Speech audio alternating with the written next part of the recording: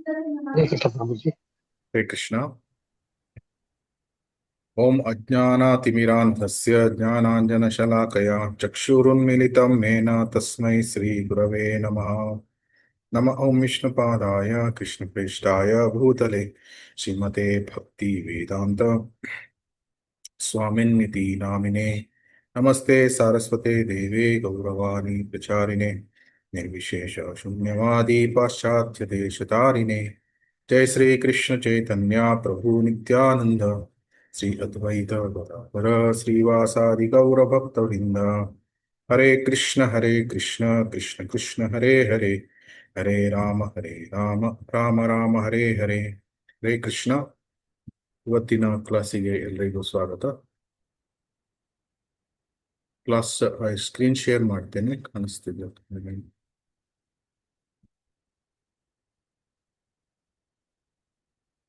ಪ್ರಾರ್ಥನೆಯೊಂದಿಗೆ start ಮಾಡೋಣ. ಜಯ ಜಯ ಶ್ರೀ ಚೈತನ್ಯ ಜಯ Nithyananda. Repeat ಮಾಡಿ. ಶ್ರೀ ಚೈತನ್ಯ ಜಯ ನಿತ್ಯಾನಂದ, ಜಯ ದ್ವೈತ ಚಂದ್ರ ಜಯ ಗೌರ ಭಕ್ತ ವೃಂದ. ಜಯ ದ್ವೈತ ಚಂದ್ರ ಜಯ ಗೌರ ಭಕ್ತ ವೃಂದ. ಜಯ ಜಯ ಶ್ರೀ ಚೈತನ್ಯ ಜಯ ನಿತ್ಯಾನಂದ. ಜಯ ಜಯ ಶ್ರೀ ಚೈತನ್ಯ ಜಯ ನಿತ್ಯಾನಂದ. ಜಯ ದ್ವೈತ ಚಂದ್ರ ಜಯ ಗೌರ ಭಕ್ತ ವೃಂದ. ಜಯ ದ್ವೈತ ಚಂದ್ರ ಜಯ ಗೌರ ಭಕ್ತ ವೃಂದ. ಜಯ ಜಯ ಶ್ರೀ ಚೈತನ್ಯ ಜಯ ನಿತ್ಯಾನಂದ. ಜಯ ಜಯ ಶ್ರೀ ಚೈತನ್ಯ ಜಯ ನಿತ್ಯಾನಂದ. ಜಯ ದ್ವೈತ ಚಂದ್ರ ಜಯ ಗೌರ ಭಕ್ತ ವೃಂದ. ಜಯ ದ್ವೈತ ಚಂದ್ರ ಜಯ ಗೌರ ಭಕ್ತ ವೃಂದ. ಹರೇ ಕೃಷ್ಣ ಕೃಷ್ಣ ಕೃಷ್ಣ ಹರೇ ಹರೇ, ಹರೇ ರಾಮ ರಾಮ ರಾಮ ಹರೇ ಹರೇ. ಹರೇ ಕೃಷ್ಣ ಕೃಷ್ಣ ಕೃಷ್ಣ ಹರೇ ಹರೇ, ಹರೇ ರಾಮ ರಾಮ ರಾಮ ಹರೇ ಹರೇ. ಹರೇ ಕೃಷ್ಣ. ಸೊ ಹಿಂದಿನ ಕ್ಲಾಸಲ್ಲಿ 5ನೇ ಅಪರಾಧವನ್ನು ನೋಡಿದ್ವಿ. ಹರೇ ಕೃಷ್ಣದ ಮಹಾಮಂತ್ರದ ಮಹಿಮೆಯನ್ನು ಕೇವಲ ಕಲ್ಪನೆ ಅಂತ ಪರಿಗಣಿಸುವುದು. ಜಪ ಮಾಡಬೇಕಾದ್ರೆ ಹರೇ ಕೃಷ್ಣ ಮಹಾಮಂತ್ರದ ಬಗ್ಗೆ ಅನೇಕ ಅನುಮಾನಗಳು ಬರಬಹುದು ಕೆಲವರಿಗೆ. ಏನು, ಸಾಧು ಸಂತರು ಇದನ್ನು ಕೇವಲ ನಾವು ಜಪ ಮಾಡಲಿಕ್ಕಾಗಿ ಇದರ ಮಹಿಮೆಯನ್ನು ಹೆಚ್ಚಾಗಿಯೇ ವಿವರಿಸಿದ್ದಾರೆ. ಸೊ ಅದರಿಂದ ಇವೆಲ್ಲ ಕಾಲ್ಪನಿಕವಾಗಿ ಇದೆ, ಅಥವಾ ಮಾನಸಿಕ ಸ್ತರದಲ್ಲಿ ಇದನ್ನು ಕಲ್ಪಿಸಿ ಹೇಳಲಾಗಿದೆ ಅಂತ ಹರೇ ಕೃಷ್ಣ ಮಹಾಮಂತ್ರದ ಶಕ್ತಿಯ ಬಗ್ಗೆ, ಅದರ ಅಲೌಕಿಕ ಸ್ಥಾನದ ಬಗ್ಗೆ ಅನುಮಾನವನ್ನು ಪಡೆಯುವುದು ಇದು 5ನೇ ಅಪರಾಧ. ಯಾಕಂದ್ರೆ ಇದು ಯಾಕೆ ಅಪರಾಧ? ಕೃಷ್ಣ ಪ್ರೇಮವನ್ನು ಸಾಧಿಸುವುದು ಇದನ್ನು ತಡೆಗಟ್ಟುತ್ತದೆ. ಯಾವುದು ಈ ಅಪರಾಧ? ಯಾಕಂದ್ರೆ ಭಗವಂತನಿಗೆ ಇಷ್ಟ ಆಗುವುದಿಲ್ಲ. ಭಗವಂತ ಕೃಷ್ಣ ಮತ್ತು ಅವನ ಶುದ್ಧ ನಾಮ, ದಿವ್ಯನಾಮ, ಇದಕ್ಕೆ ಯಾವುದೇ ವ್ಯತ್ಯಾಸ ಇಲ್ಲ. ನಾಮಚಿಂತಾಮಣಿ ಕೃಷ್ಣಸ್ ಚೈತನ್ಯ ರಸ ವಿಗ್ರಹ ಪೂರ್ಣಶುದ್ಧೋ ನಿತ್ಯ ಮುಕ್ತೋ ಅಭಿನ್ನತ್ವಂ ನಾಮ ನಾಮಿನೋ. ನಾಮ ಮತ್ತು ನಾಮಿನ್ ಇದರಲ್ಲಿ ಅಭಿನ್ನ ಅಂದ್ರೆ ಯಾವುದೇ ವ್ಯತ್ಯಾಸ ಇಲ್ಲ. ಭಗವಂತ ಕೃಷ್ಣ ಅಂತ ಕರೆದಾಗ ಕೃಷ್ಣನ ರೂಪ, ಕೃಷ್ಣನ ಲೀಲೆ, ಕೃಷ್ಣನ ಗುಣಗಳು ಎಲ್ಲ ಅದರ ನಾಮದಲ್ಲಿ ಇದೆ. ಯಾಕಂದ್ರೆ ಎಲ್ಲ ಅಭಿನ್ನವಾಗಿ ಇದೆ. ಯಾಕೆ ಅಭಿನ್ನವಾಗಿದೆ? ಯಾಕೆ ಅಂದ್ರೆ ಇದು ಆಧ್ಯಾತ್ಮಿಕ ಸ್ತರದಲ್ಲಿ ಅಬ್ಸೊಲ್ಯೂಟ್ ಪ್ಲಾಟ್ಫಾರ್ಮ್. ರಾಕೇಶ್ ಪ್ರಭುಜಿ, ಅದು ಯಾರಾದ್ರೂ ಬಂದ್ರೆ ಅಡ್ಮಿಟ್ ಮಾಡ್ತೀರಾ? ಸೊ ಯಾರಾದ್ರೂ ಬೇರೆ ಯಾರಾದ್ರೂ ಕೋ ಹೋಸ್ಟ್ ಮಾಡ್ಬೇಕು. ಮಾಡ್ತೀನಿ. ಕೋ ಹೋಸ್ಟ್ ಮಾಡ್ತೀನಿ. 1 minute. Very good.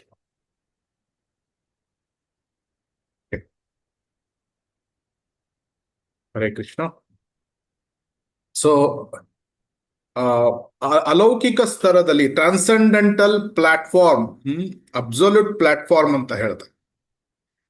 Absolute platform ಅಲ್ಲಿ ಅಲೌಕಿಕ ಸ್ಥಾನದಲ್ಲಿ ಭಗವಂತನ ನಾಮ ರೂಪ ಗುಣ ಲೀಲೆ ಯಾವುದೇ ವ್ಯತ್ಯಾಸಗಳು ಇಲ್ಲ. ಸೊ ಆದ್ರಿಂದ ನಾವು ಪವಿತ್ರ ನಾಮದ ಮಹಿಮೆಗೆ ಅನುಮಾನ ಪಟ್ರೆ ಅದು ಕೃಷ್ಣನ ಬಗ್ಗೆ ಅನುಮಾನ ಪಟ್ಟ ಹಾಗೆ ಆಗ್ತದೆ. ಆವಾಗ ಭಗವಂತ ಏನು ಆಲೋಚನೆ ಮಾಡ್ತಾನೆ, ನನ್ನ ಬಗ್ಗೆ ಅನುಮಾನವನ್ನು ಪಡ್ತಾ ಇದ್ದಾರೆ. ಕೃಷ್ಣನಿಗೆ ಇದು ಇಷ್ಟ ಆಗುವುದಿಲ್ಲ. ಯಾಕಂದ್ರೆ ಕೃಷ್ಣ ಇದೆ ಪರ್ಸನಾಲಿಟಿ, ಅವನು ದೇವೋತ್ತಮ ಪರಮ ಪುರುಷ. ಅವನಿಗೂ ಸಹ ಇಮೋಷನ್ಸ್ಗಳು ಅಂದ್ರೆ ಭಾವನೆಗಳು ಇದೆ. ಅವನಿಗೂ ಸಂತೋಷ ಆಗ್ತದೆ, ಅವನಿಗೂ ಕೂಡ ಕೆಲವೊಮ್ಮೆ ದುಃಖ ಆಗ್ತದೆ. ಅವನಿಗೂ ದುಃಖ ಅಂದ್ರೆ ಟ್ರಾನ್ಸೆಂಡೆಂಟಲ್ ದುಃಖ. ಅಂದ್ರೆ ಉದಾಹರಣೆಗೆ ಎಲ್ಲಾ ಜೀವಾತ್ಮರು ಭೌತಿಕ ಲೋಕದಲ್ಲಿ ಪೀಡೆಯನ್ನು ಹೊಂದುತ್ತಾ ಇದ್ದಾರೆ. ಇದು ಕೃಷ್ಣನಿಗೆ ಒಂದು ತರಹದ ಸಣ್ಣ ದುಃಖ. ಏನು, ಭೌತಿಕ ಲೋಕದಲ್ಲಿ ಯಾತಕ್ಕಾಗಿ ಎಲ್ಲ ಜೀವಾತ್ಮರು ಕಷ್ಟಪಡ್ತಾ ಇದ್ದಾರೆ, ಅವರು ಯಾತಕ್ಕಾಗಿ ಆಧ್ಯಾತ್ಮಿಕ ಲೋಕಕ್ಕೆ ಬರುವುದಿಲ್ಲ, ಈ ರೀತಿಯ ವಿಷಯ. ಸೊ ಅದರಿಂದ ಕೃಷ್ಣನಿಗೂ ಭಾವನೆಗಳು ಇದೆ. ಆದ್ರಿಂದ ಕೃಷ್ಣನ ನಾಮದ ಬಗ್ಗೆ ಅದು ಕೇವಲ ಕಾಲ್ಪನಿಕ, ಅದರ ಮಹಿಮೆಗಳು ಅಂತ ಈ ತರ ಭಾವಿಸಿದ್ರೆ ಅದು ಅಪರಾಧ ಆಗ್ತದೆ. ಇದು ನಮ್ಮ ಆಧ್ಯಾತ್ಮಿಕ ಬೆಳವಣಿಗೆಯನ್ನು ತಡೆಯುತ್ತದೆ. ಇದನ್ನು ನಾವು ಹಿಂದಿನ ಕ್ಲಾಸಲ್ಲಿ ನೋಡಿ. ಈ ಅಪರಾಧದಿಂದ ಪರಿಹಾರ ಅಥವಾ ಮುಕ್ತರಾಗುವುದು ಹೇಗೆ? ಶ್ರದ್ಧೆಯಿಂದ ನಂಬಿಕೆಯಿಂದ ಜಪವನ್ನು ಮುಂದುವರಿಸಬೇಕು. ಶುದ್ಧ ಭಕ್ತರ ಸಹವಾಸವನ್ನು ಮಾಡಿದಾಗ ಶೀಲ ಪ್ರಭುಪಾದರ ಪುಸ್ತಕಗಳನ್ನು ಓದಿದಾಗ ನಾಮತತ್ವಗಳು ಕ್ಲಿಯರ್ ಆಗ್ತದೆ. ಆವಾಗ ನಾಮದ ಮೇಲೆ ಶ್ರದ್ಧೆ ಜಾಸ್ತಿ ಆಗ್ತದೆ.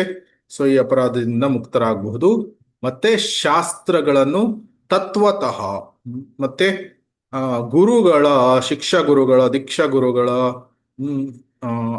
ಮತ್ತು ಅಡ್ವಾನ್ಸ್ ಡಿವೋಟಿಸ್, ಮುಂದುವರೆದ ಭಕ್ತರ ಕೈ ಕೆಳಗೆ ಅವರ ಈ ಶಾಸ್ತ್ರಗಳನ್ನು ಸರಿಯಾಗಿ ಅರ್ಥ ಮಾಡಿಕೊಳ್ಳಬೇಕು. ಮುಂದಿನ ಅಪರಾಧವನ್ನು ನೋಡೋಣ. ಯಾರಾದ್ರೂ ದಯವಿಟ್ಟು ಓದಿ. ಅಪರಾಧ 6. ಹರೇ ಕೃಷ್ಣ. ಅಪರಾಧ 6, ಭಗವಂತನ ಪವಿತ್ರ ನಾಮದ ಬಗ್ಗೆ ಕೆಲವು ವ್ಯಾಖ್ಯಾನಗಳನ್ನು ನೀಡುವುದು. ಹರೇರ್ನಾಮ್ನಿ ಕಲ್ಪನಂ. 4ನೇ ವೇದ ಮತ್ತು ಪುರಾಣಗಳ ಪ್ರಕಾರ ಭಗವಂತನ ಹೆಸರು ಸಂಪೂರ್ಣವಾಗಿ ಆಧ್ಯಾತ್ಮಿಕ ಮತ್ತು ದಿವ್ಯವಾದದು.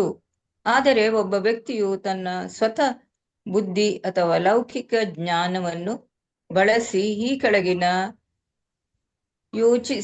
ಕೆಳಗಿನಂತೆ ಯೋಚಿಸಿದರೆ ಅದು 6ನೇ ಅಪರಾಧವಾಗುತ್ತದೆ. ಅದು ಡಿಲೀಟ್ ಆಗಿದೆ. ಸೊ ಈಗ ಅದು ಒಂದೆರಡು ಸೆಂಟೆನ್ಸ್ ಅನ್ನು ಡಿಲೀಟ್ ಮಾಡಿದೆ. ಈ ಕೆಳಗಿನಂತೆ ಅಲ್ಲ, ಅಂದ್ರೆ ಇದು ಏನು ಅಂದ್ರೆ ಹರಿನಾಮ ಕಲ್ಪನಂ, ಅದೇ ಸೇಮ್ ಕಲ್ಪನೆಗಳನ್ನು ಮಾಡುವುದು, ಮತ್ತೆ ಇದರ ಅರ್ಥ ಹೀಗೆ ಇರಬಹುದು, ಅರ್ಥ ಹಾಗೆ ಇರಬಹುದು ಅಂತ ಊಹಿಸ್ಕೊಳ್ಳುವುದು. ಆದ್ರೆ ನಿಜವಾದ ಅರ್ಥ ಈ ಕೆಳಗೆ ಇದೆ. ದಯವಿಟ್ಟು ಓದಿ ಇದನ್ನು. ಭಗವಂತ ಮತ್ತು ಅವನ ದಿವ್ಯ ಶಕ್ತಿಯಲ್ಲಿ ನಮ್ಮನ್ನು ತಮ್ಮ ಪ್ರೇಮಪೂರ್ವಕ ಸೇವೆಯಲ್ಲಿ ತೊಡಗಿಸಿಕೊಳ್ಳುವಂತೆ ಕೇಳಿಕೊಳ್ಳುವ ಅತ್ಯಂತ ವಿನಮ್ರವಾದ ಆಧ್ಯಾತ್ಮಿಕ ಪ್ರಾರ್ಥನೆ. ಆತನ ದಿವ್ಯ ಶಕ್ತಿ ಯಾವುದು? ಯಾರು? ಹರೇ, ಹರ, ರಾಧಾ ರಾಣಿ. ಸೊ ಹೇ ಕೃಷ್ಣ, ಹೇ ರಾಮ ಮತ್ತು ಹರ, ಹರೇ ಅಂತ ನಾವು ಹೇಳ್ತೀವಿ. ಸೊ ದಿವ್ಯ ಶಕ್ತಿ ಕೃಷ್ಣ ಮತ್ತು ರಾಧಾರಾಣಿಯಲ್ಲಿ ಕೇಳುವುದೇನು? ನಮ್ಮನ್ನು ತಮ್ಮ ಪ್ರೀತಿಪೂರ್ವಕವಾದ ಸೇವೆಯಲ್ಲಿ ನಮ್ಮನ್ನು ತೊಡಗಿಸಿಕೊಳ್ಳಿಕ್ಕೆ ಅತ್ಯಂತ ವಿನಮ್ರತೆಯಿಂದ ಪ್ರಾರ್ಥನೆಯನ್ನು ಮಾಡುವುದು. ಇದು ನಿಜವಾದ ಅರ್ಥ. ಶ್ರೀಲ ಪ್ರಭುಪಾದರು ಸಹ ಇದನ್ನು ಹೇಳ್ತಾರೆ. ಹರೇ ಕೃಷ್ಣ ಕೃಷ್ಣ ಕೃಷ್ಣ ಹರೇ ಹರೇ, ಹರೇ ರಾಮ ರಾಮ ರಾಮ ಹರೇ ಹರೇ. ಇದರಲ್ಲಿ 3 ವರ್ಡ್ಸ್ ಬರ್ತದೆ. ಯಾವುದು? ಕೃಷ್ಣ, ರಾಮ ಮತ್ತು ಹರೇ. ಸೊ ಹರ ಅಂದ್ರೆ ಆತನ ಭಗವಂತನ ಶಕ್ತಿ, ಆಧ್ಯಾತ್ಮಿಕ ಶಕ್ತಿ. ಸೊ ರಾಧಾರಾಣಿ. ಮತ್ತು ಕೃಷ್ಣ ಮತ್ತು ರಾಮ ಕೃಷ್ಣ ಅಂದ್ರೆ ಅತಿ ಆಕರ್ಷಕ ಪ್ರಭು ಕೃಷ್ಣ. ರಾಮ ಅಂದ್ರೆ ಆನಂದದ ಸಾಗರ. ಸೊ ಭಗವಂತ ನನ್ನನ್ನು ನಿಮ್ಮ ದಿವ್ಯ ಸೇವೆಯಲ್ಲಿ ತೊಡಗಿಸಿಕೊಳ್ಳು. ಸೊ ಈ ಅರ್ಥವನ್ನು ನಾವು ಯಾವಾಗಲೂ ಹರೇ ಕೃಷ್ಣ ಮಹಾಮಂತ್ರ ಜಪವನ್ನು ಮಾಡಬೇಕಾದ್ರೆ ನೆನಪಿಟ್ಟುಕೊಂಡು ಇರಬೇಕು. ಇದೇ ಭಾವದಲ್ಲಿ, ಇದೇ ಪ್ರಾರ್ಥನಾ ಭಾವದಲ್ಲಿ ನಾವು ಜಪವನ್ನು ಮಾಡಬೇಕು. ಅದಕ್ಕಾಗಿ ವಿನಮ್ರರಾಗಿ ಇರುವುದು ತುಂಬಾ ಪ್ರಾಮುಖ್ಯತೆಯನ್ನು ಹೊಂದಿದೆ. ವಿನಮ್ರರಾಗಿ ಇರಬೇಕಾದ್ರೆ ನಾವು ಆಚಾರ್ಯರ ಮತ್ತು ಶ್ರೀಲ ಪ್ರಭುಪಾದರ, ನಮ್ಮ ಗುರುಗಳ ಆಶೀರ್ವಾದಕ್ಕಾಗಿ ನಾವು ಜಪವನ್ನು ಆರಂಭ ಮಾಡುವ ಮೊದಲು ಬೇಡಿಕೊಳ್ಳಬೇಕು. ನಾಮಾಚಾರ್ಯ ಶ್ರೀಲ ಹರಿದಾಸ್ ಠಾಕೂರ್ ಇರಲಿ, ವೃಂದೇ ದೇವಿ ತುಳಸಿ ಮಹಾರಾಣಿ ಎದುರು ಕೂತ್ಕೊಂಡು ನಾವು ಜಪ ಮಾಡ್ತೇವೆ ಅದು ಮಂಗಲಾರತಿ ಆದ ಮೇಲೆ. ಸೊ ಇವರೆಲ್ಲರಲ್ಲಿ ನಾವು ವಿನಮ್ರವಾದ ಪ್ರಾರ್ಥನೆಯನ್ನು ಮಾಡಿಕೊಳ್ಬೇಕು. ಏನು? ನಾನು ಶುದ್ಧವಾದ ಭಕ್ತಿ ಸೇವೆಯಲ್ಲಿ ತೊಡಗಿಕೊಳ್ಬೇಕು. ಇವನ್ ತುಳಸಿ ಆರತಿ ಹೇಳಬೇಕಾದ್ರೆ ನಾವು ಏನು ಹೇಳ್ತೇವೆ? ಏಯ್ ನಿವೇದನ ದರೋ ಸಕೀರನೋ ಗತ ಕರೋ, ಸೇವಾ ಅಧಿಕಾರ ದಿಯೇ ಕರೋ ನಿಜ ದಾಸಿ, ದೀನ ಕೃಷ್ಣ ದಾಸೆ ಕೋಯ್ ಏಯ್ ಜೇನ ಮೋರಾ ಹೋಯ್, ಶ್ರೀ ರಾಧಾ ಗೋವಿಂದ ಪ್ರೇಮೆ ಸದಾ ನಿವಾಸಿ. ಏನ್ ಪ್ರಾರ್ಥನೆ ಮಾಡ್ಕೊಳ್ತೇವೆ ಪ್ರತಿದಿನ ವೃಂದೇ ದೇವಿ ತುಳಸಿ ಮಹಾರಾಣಿಯಲ್ಲಿ? ರಾಧಾ ಕೃಷ್ಣರ ಸೇವೆಯಲ್ಲಿ ನಮ್ಮನ್ನು ತೊಡಗಿಸು. ಆಮೇಲೆ ಏನು? ಸೇವೆ ಮಾಡುವಂತಹ ಅಧಿಕಾರವನ್ನು ನಮಗೆ ನೀಡು. ನಮಗೆ ಈಗ ಅಧಿಕಾರ ಇಲ್ಲ. ವಿ ಆರ್ ಟೋಟಲಿ ಅನ್ಕ್ವಾಲಿಫೈಡ್ ಏನು? ಅನರ್ಹರು. ರಾಧಾಕೃಷ್ಣರ ಸೇವೆಯನ್ನು ಮಾಡಲಿಕ್ಕೆ ಅನರ್ಹರು. ಯಾಕೆ ಅನರ್ಹರು? ಯಾಕೆ ನಾವು ಅನರ್ಹರಾಗಿದ್ದೇವೆ ರಾಧಾಕೃಷ್ಣರ ಸೇವೆಯನ್ನು ಮಾಡಲಿಕ್ಕೆ? ಬದ್ಧಾತ್ಮರು ನಾವು. ಬದ್ಧಾತ್ಮರು. ವಿಧದ ಇದರಲ್ಲಿ ಸಿಕ್ಕಾಕೊಂಡಿದ್ದೇವೆ. 3 ಗುಣಗಳಲ್ಲಿ ಸಿಕ್ಕಾಕೊಂಡಿದ್ದೇವೆ. ಹೃದಯ ಸಂಪೂರ್ಣವಾಗಿ ಶುದ್ಧವಾಗಿಲ್ಲ. ಕಾಮಕ್ರೋಧ ಲೋಭ ಮೋಹ ಮದ ಮಾತ್ಸರ್ಯಗಳು ಇನ್ನೂ ಸಹ ಇದೆ. ಮಿಥ್ಯ ಅಹಂಕಾರ ಇದೆ ಹೃದಯದಲ್ಲಿ. ಹೀಗೆ ಒಳಗೆ ನೋಡಿದ್ರೆ ತುಂಬಾ ಕಾಮ ಇದೆ, ಕೆಲವೊಮ್ಮೆ ಕ್ರೋಧ ಬರ್ತದೆ. ಸೊ ಆದ್ದರಿಂದ ನಮ್ಮ ಇನ್ನೂ ಅನರ್ಹರು. ಆದ್ರೆ ನಮ್ಮನ್ನು ಅರ್ಹರನ್ನಾಗಿ ಮಾಡು, ಅಧಿಕಾರವನ್ನು ನೀಡು ಅಂತ ವೃಂದೇ ದೇವಿ ಹತ್ರ ಪ್ರಾರ್ಥನೆ. ಶುದ್ಧ ಭಕ್ತರ ಕೃಪೆಯಿಂದ ರಾಧಾಕೃಷ್ಣರು ನಮ್ಮನ್ನು ತಮ್ಮ ಪ್ರೇಮಪೂರ್ವಕ ಸೇವೆಯಲ್ಲಿ ತೊಡಗಿಸಿಕೊಳ್ತಾರೆ. ಅದರಿಂದ ಹರೇ ಕೃಷ್ಣ ಮಹಾಮಂತ್ರ ಮಾಡಬೇಕಾದ್ರೆ ತುಂಬಾ ವಿನಮ್ರ ಭಾವದಿಂದ ನಾವು ಜಪವನ್ನು ಮಾಡಬೇಕು. ಜಪವನ್ನು ಎಲ್ಲರೂ ಮಾಡ್ತಾರೆ, ಆದ್ರೆ ಯಾವ ರೀತಿಯ ಜಪವನ್ನು ನಾವು ಮಾಡ್ತೇವೆ, ದಟ್ಸ್ ವೆರಿ ಇಂಪಾರ್ಟೆಂಟ್. ಬರೇ ಜಪವನ್ನು ಮಾಡುವುದು ಅದು ಸಹ ಒಳ್ಳೆಯದೇ. ಜಪ ಮಾಡಬಾರ್ದು ಅಂತ ಯಾರು ಹೇಳುವುದಿಲ್ಲ. ಎಷ್ಟಾಗ್ತದಷ್ಟು ಜಪವನ್ನು ಮಾಡಬೇಕು. ಆದ್ರೆ ಜಪವನ್ನು ಮಾಡಬೇಕಾದ್ರೂ ಸಹ ಗುಣಾತ್ಮಕವಾದ ಕ್ವಾಲಿಟೇಟಿವ್ ಜಪ. Quality is very very important. ಅದಕ್ಕಾಗಿ 16 ಮಾಲೆ ಜಪ ಮಾಡಬೇಕಾದ್ರೆ ಪ್ರಪ್ರಥಮವಾದ ನಮ್ಮ ಪ್ರಯತ್ನ ಏನಿರಬೇಕು, ನಾವು ಎಷ್ಟೇ ರೌಂಡ್ ಜಪಗಳನ್ನು ಮಾಡಲಿ ಅದನ್ನು ಕ್ವಾಲಿಟಿಯಿಂದ ಮಾಡಿದ್ರೆ ನಮ್ಮ ಜಪದ ಕ್ವಾಂಟಿಟಿ, ಗಾತ್ರ ಅಥವಾ ನಂಬರ್ ಕೂಡ ಜಾಸ್ತಿ ಆಗ್ತದೆ. ಅದರಿಂದ ಕ್ವಾಲಿಟಿಗೆ ಒತ್ತು ಕೊಡಬೇಕು. Both are important. Quality, quantity ಎರಡು ಸಹ ಪ್ರಾಮುಖ್ಯತೆಯನ್ನು ಹೊಂದಿದೆ. ಆದ್ರೆ ಕ್ವಾಲಿಟಿಯನ್ನು ನಾವು ಕಾಂಪ್ರಮೈಸ್ ಮಾಡಬಾರ್ದು. ಕ್ವಾಲಿಟಿಯನ್ನು ಕಾಂಪ್ರಮೈಸ್ ಕ್ವಾಲಿಟಿ ಅಂದ್ರೆ ಏನು? ನಾವು ಈ ಎಲ್ಲ ಅಪರಾಧಗಳನ್ನು ಸರಿಯಾಗಿ ಅರ್ಥ ಮಾಡಿಕೊಂಡು ಅಪರಾಧಗಳನ್ನು ಮಾಡದೆ ಇರುವ ಹಾಗೆ ನಾವು ಪ್ರಯತ್ನವನ್ನು ಮಾಡಬೇಕು. ಇದು ಯಾತಕ್ಕಾಗಿ ಅಪರಾಧ ಅಂದ್ರೆ, ಕೆಲವರು ಈ ಭಗವಂತನ ದಿವ್ಯ ನಾಮಗಳನ್ನು, ಶಬ್ದಗಳನ್ನು, ಇದನ್ನು ಒಂದು ಲೌಕಿಕ ಶಬ್ದ ಅಥವಾ ಈ ಶಬ್ದ ಭೌತಿಕ ಜಗತ್ತಿನಲ್ಲಿ ಯಾವ ರೀತಿಯ ಒಂದು ಶಬ್ದಗಳು ಹುಟ್ಟುತ್ತದೆ ಅದೇ ರೀತಿ ಅಂತ ಭಾವಿಸ್ತಾರೆ. ಆದರೆ ಒಂದು ಸರಳವಾದ ಒಂದು ಉದಾಹರಣೆಯನ್ನು ಕೊಡುವುದಾದ್ರೆ, ನನ್ಗೀಗ ತುಂಬಾ ನೀರಡಿಕೆ ಆಗಿದೆ, ಬಾಯಾರಿಕೆ ಆಗಿದೆ. ನಾನು ನೀರು ನೀರು ನೀರು ಅಂತ ಕೂಗಿದ್ರೆ ನನ್ನ ಬಾಯಾರಿಕೆ ಹಾರಿ ಹೋಗ್ತದ? ಇಲ್ಲ. ಯಾತಕ್ಕಾಗಿ ಅಂದ್ರೆ ನೀರು ಮತ್ತು ನೀರಿನ ಹೆಸರು ಮತ್ತು ನೀರು ಆ ವಸ್ತು ಏನಿದೆ ಅದು ಭಿನ್ನವಾಗಿದೆ. ಆದ್ರೆ ಕೃಷ್ಣ ಮತ್ತು ಕೃಷ್ಣನ ಹೆಸರು ಅಭಿನ್ನ, ಬೇರೆ ವ್ಯತ್ಯಾಸ ಇಲ್ಲದೆ ಇರುವುದರಿಂದ ನಾನು ಕೃಷ್ಣ ಅಂತ ಹೇಳಿದ್ರೆ ಅತಿ ಆಕರ್ಷಕ ದೇವೋತ್ತಮ ಪರಮ ಪುರುಷ ನನ್ನ ಜೊತೆ ಇರ್ತಾನೆ. ಸೊ ಆದ್ರಿಂದ ಹರೇ ಕೃಷ್ಣ ಕೃಷ್ಣ ಕೃಷ್ಣ ಹರೇ ಹರೇ, ಹರೇ ರಾಮ ರಾಮ ರಾಮ ಹರೇ ಹರೇ. ಈ ಜಪವನ್ನು ನಾವು ಮಾಡಬೇಕಾದ್ರೆ ರಾಧಾ ಮತ್ತು ಕೃಷ್ಣರು ನಮ್ಮ ಎದುರಿಗೆ ಇದ್ದಾರೆ, ನಮ್ಮ ಜೊತೆನೇ ಇದ್ದಾರೆ.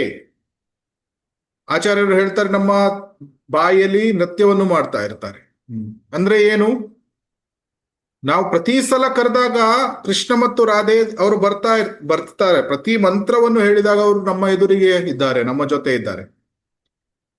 ಆದ್ರೆ ನಾವು ಜಪವನ್ನು ಮಾಡಬೇಕಾದ್ರೆ ಅವರನ್ನು ಕರಿತೇವೆ, ಆದ್ರೆ ಮನಸ್ಸು ಎಲ್ಲೆಲ್ಲೋ ಹೋಗ್ತದೆ. ಆವಾಗ ಅವರಿಗೆ ಏನಾಗ್ತದೆ, ಏನನ್ನಿಸ್ತದೆ? ಓ, ನನ್ನ ಭಕ್ತ ನನ್ನನ್ನು ಕರೆದಿದ್ದಾನೆ, ಆದ್ರೆ ಮನಸ್ಸನ್ನು ಎಲ್ಲೆಲ್ಲೋ ಇಟ್ಟಿದ್ದಾನೆ ಅಂತ. ಆದ್ರಿಂದ ಒಂದು ಪ್ರಾಮುಖ್ಯವಾದ ವಿಷಯವನ್ನು ನಾವು ಏನು ಮಾಡ್ಕೊಳ್ಬಹುದು ಅಂದ್ರೆ, ಈ ರಾಧಾಕೃಷ್ಣರು ನಮ್ಮ ಜೊತೆ ಇದ್ದಾರೆ ಮತ್ತು ನಾನು ಅವರಿಗೆ ಪ್ರೇಮಪೂರ್ವಕವಾದ ಸೇವೆಯನ್ನು ಮಾಡ್ತೇನೆ. ಈ ಹರೇ ಕೃಷ್ಣ ಮಹಾಮಂತ್ರ ಜಪ ಮಾಡುವುದು ಏನಿದೆ, ಇದು ನನ್ನ ಪ್ರೇಮಪೂರ್ವಕವಾದ ಸೇವೆ ಭಗವಂತ ರಾಧಾ ಮತ್ತು ಕೃಷ್ಣರಿಗೆ. ಇದನ್ನು ನಾವು ನೆನಪಿಟ್ಟುಕೊಂಡು ವಿನಮ್ರತಾ ಭಾವದಿಂದ ಜಪವನ್ನು ಮಾಡಿದ್ರೆ ಭಗವಂತನಿಗೆ ತುಂಬಾ ಸಂತೋಷವಾಗ್ತದೆ. He becomes pleased. ಮತ್ತೆ ಆ ಮಹಾಮಂತ್ರದ ಅರ್ಥವನ್ನು ನಾವು ಮನಸ್ಸಿಗೆ ಬಂದಂತೆ ವ್ಯಾಖ್ಯಾನ ಮಾಡಿಲ್ಲ. ನಾವೇನು, ಭಗವಂತ ನಾನು ಶುದ್ಧವಾದ ಭಕ್ತಿ ಸೇವೆಯಲ್ಲಿ ನಮ್ಮನ್ನು ತೊಡಗಿಸಿಕೊಳ್ಳು, ಇದರ ಅರ್ಥವನ್ನು ಸರಿಯಾಗಿ ಅರ್ಥ ಮಾಡ್ಕೊಂಡಿದ್ದೇವೆ. ಸೊ ಆವಾಗ ನಮಗೆ ಸಂಪೂರ್ಣವಾದ ಆಧ್ಯಾತ್ಮಿಕ ಫಲ ಸಿಗ್ತದೆ. ಇಲ್ಲದಿದ್ರೆ ಆಧ್ಯಾತ್ಮಿಕ ಫಲ ತಡೆಗಟ್ಟಬಹುದು. ಸೊ ಆದ್ರಿಂದ ವೆರಿ ಇಂಪಾರ್ಟೆಂಟ್ ಏನು ಅಂದ್ರೆ, ನಾವು ಈ ಮಹಾಮಂತ್ರದ ಅರ್ಥವನ್ನು ನಾವು ಸರಿಯಾಗಿ ಅರ್ಥ ಮಾಡಿಕೊಂಡು ಅದರ ಏನು ವ್ಯಾಖ್ಯಾನ ಏನಿದೆ ಅದನ್ನು ಅರ್ಥ ಮಾಡಿಕೊಂಡು ಆಮೇಲೆ ಅದನ್ನು ಅದೇ ಭಾವದಿಂದ, ವಿನಮ್ರತಾ ಭಾವದಿಂದ ನಾವು ಭಗವಂತನ ದಿವ್ಯ ನಾಮಗಳನ್ನು ತೆಗೆದುಕೊಳ್ಳಬೇಕು.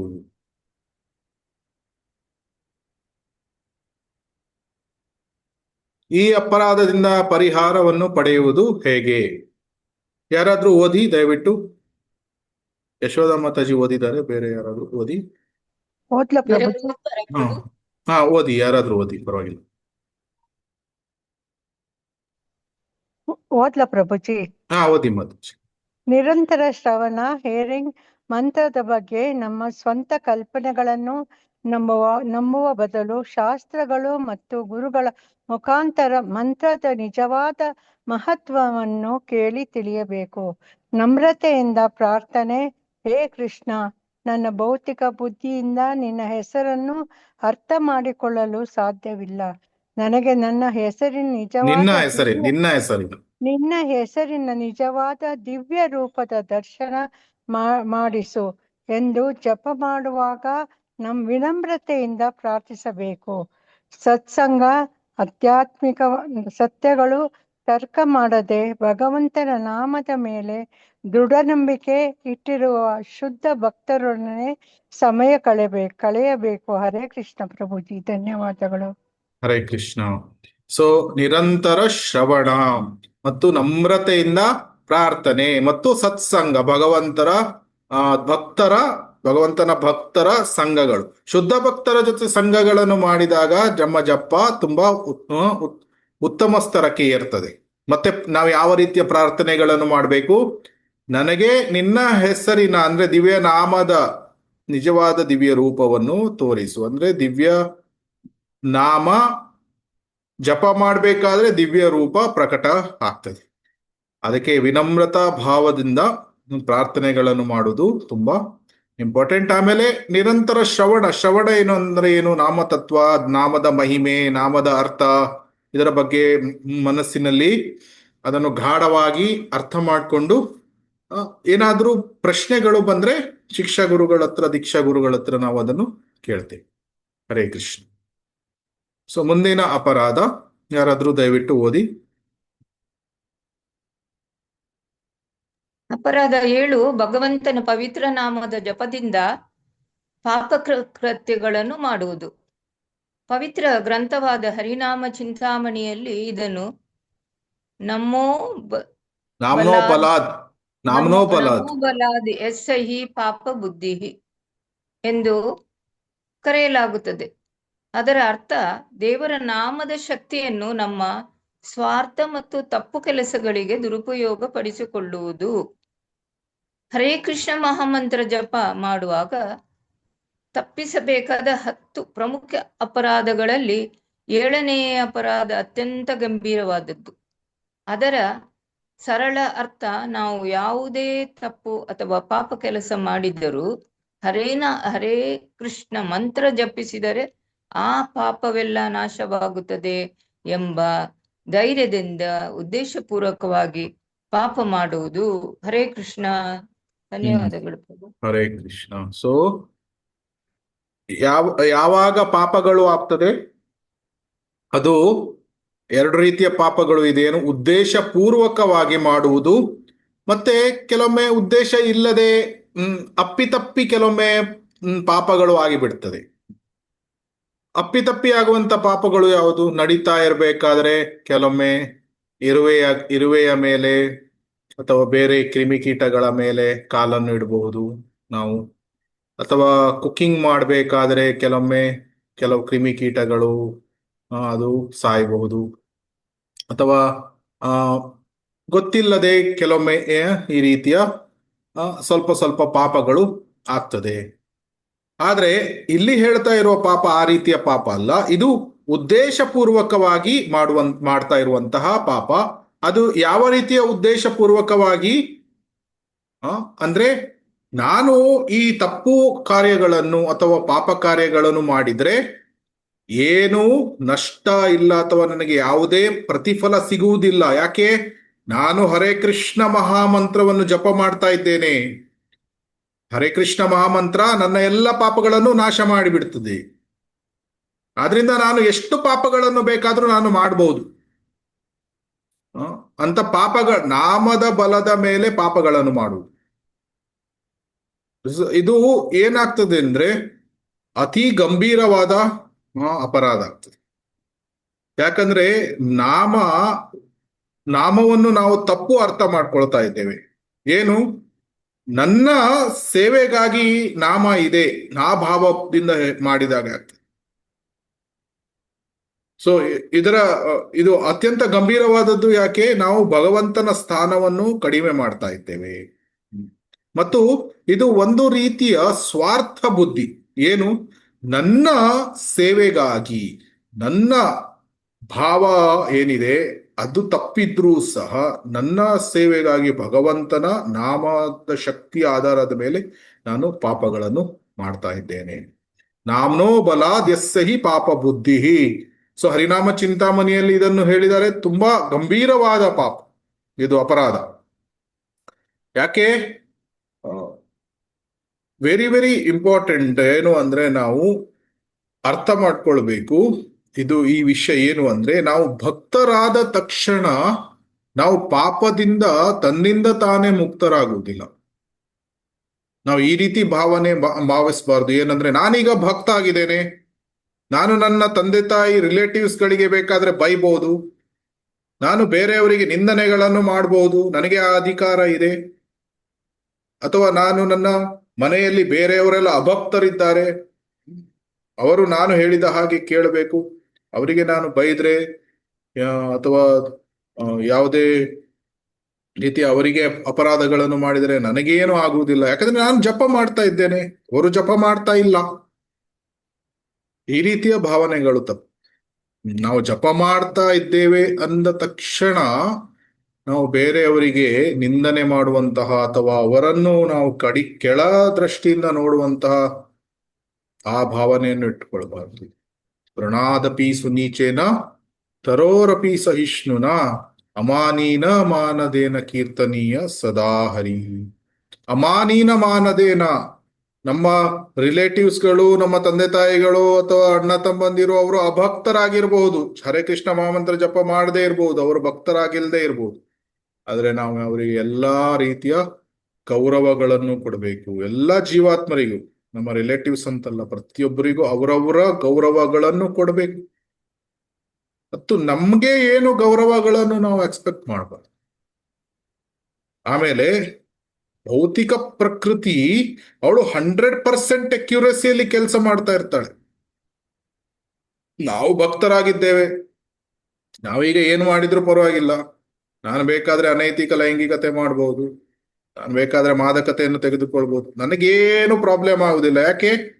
ಯಾಕೆಂದ್ರೆ ನಾನು ಹರೇ ಕೃಷ್ಣ ಮಹಾಮಂತ್ರ ಜಪ ಮಾಡ್ತಾ ಇದ್ದೇನೆ, ಭೌತಿಕ ಪ್ರಕೃತಿ ನನಗೆ ಏನು ಮಾಡುವುದಿಲ್ಲ.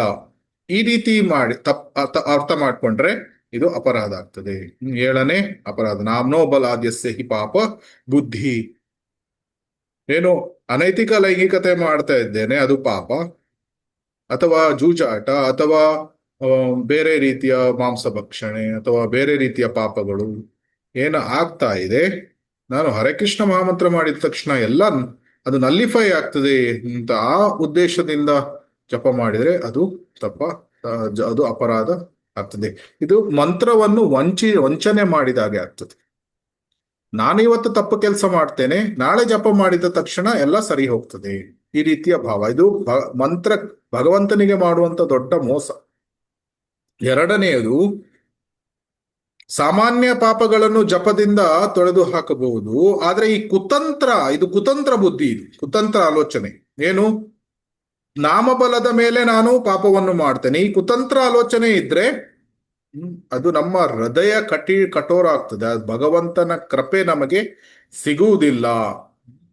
ಯಾಕೆಂದ್ರೆ ಇದೊಂದು ಒಳ್ಳೆ ಸುಲಭವಾದ ಉಪಾಯ ಅಲ್ವಾ ಪಾಪಗಳಿಂದ ಮುಕ್ತರಾಗ್ಲಿಕ್ಕೆ. ಏನು, ಪಾಪಗಳನ್ನು ಮಾಡುವುದು, ಈ ಕಡೆ ಹರೇ ಕೃಷ್ಣ ಮಹಾಮಂತ್ರವನ್ನು ಮಾಡುವುದು, ರೆಗ್ಯುಲೇಟಿವ್ ಪ್ರಿನ್ಸಿಪಲ್ಸ್ ಗಳನ್ನು ಬ್ರೇಕ್ ಮಾಡುವುದು, ಈ ಕಡೆ ಹರೇ ಕೃಷ್ಣ ಮಹಾಮಂತ್ರವನ್ನು ಜಪ ಮಾಡುವುದು. ಈ ರೀತಿ ಮಾಡು. You have to follow the regulative principles. ನಿಯಂತ್ರಕ ತತ್ವಗಳನ್ನು ಪಾಲನೆ ಮಾಡಬೇಕು. ಯಾವುದೇ ಪಾಪಗಳನ್ನು ಮಾಡಬಾರ್ದು, ಅಪರಾಧಗಳನ್ನು ಮಾಡಬಾರ್ದು. ಇದಕ್ಕೆ ಶ್ರೀಲ ಪ್ರಭುಪಾದರು ಹೇಳುವಂತೆ ಯಾವ ರೀತಿ ಪರಿಹಾರಗಳನ್ನು ನಾವು ಮಾಡಬೇಕು. ಭಗವಂತ ನನ್ನನ್ನು ಕ್ಷಮಿಸು, ನಾನು ಈ ರೀತಿಯ ಭಾವನೆಗಳನ್ನು ಹೊಂದಿದ್ದೆ, ದಯವಿಟ್ಟು ನನ್ನ ಕ್ಷಮಿಸು ಅಂತ ಭಗವಂತನ ಹತ್ರ ಕಳಕಳಿಯಿಂದ ಬೇಡಿಕೊಳ್ಳಬೇಕು. ಯಾಕಂದ್ರೆ ಇದರ ಪರಿಣಾಮ ಏನಿದೆ, ಇದು ನಮ್ಗೆ ಭಗವಂತನ ಮೇಲೆ ಭಕ್ತಿ ಹುಟ್ಟುವುದಿಲ್ಲ, ಹೃದಯ ಕಠೋರ ಆಗ್ತದೆ. ಯಾಕಂದ್ರೆ ಪಾಪಗಳನ್ನು ನಾವು ಭಗವಂತನ ನಾಮದ ಮೇಲೆ ಮಾಡ್ತಾ ಇದ್ದೇವೆ, ಭಗವಂತನಿಗೆ ಇಷ್ಟ ಆಗುವುದಿಲ್ಲ ಅದು. ಆಮೇಲೆ ಪಾಪಗಳನ್ನು ಯಾಕೆ ಮಾಡ್ತೇವೆ ಅಂದ್ರೆ ಪ್ರಾಪಂಚಿಕ ಸುಖಗಳಿಗೆ ಅಂಟಿಕೊಂಡಿರ್ತೇವೆ.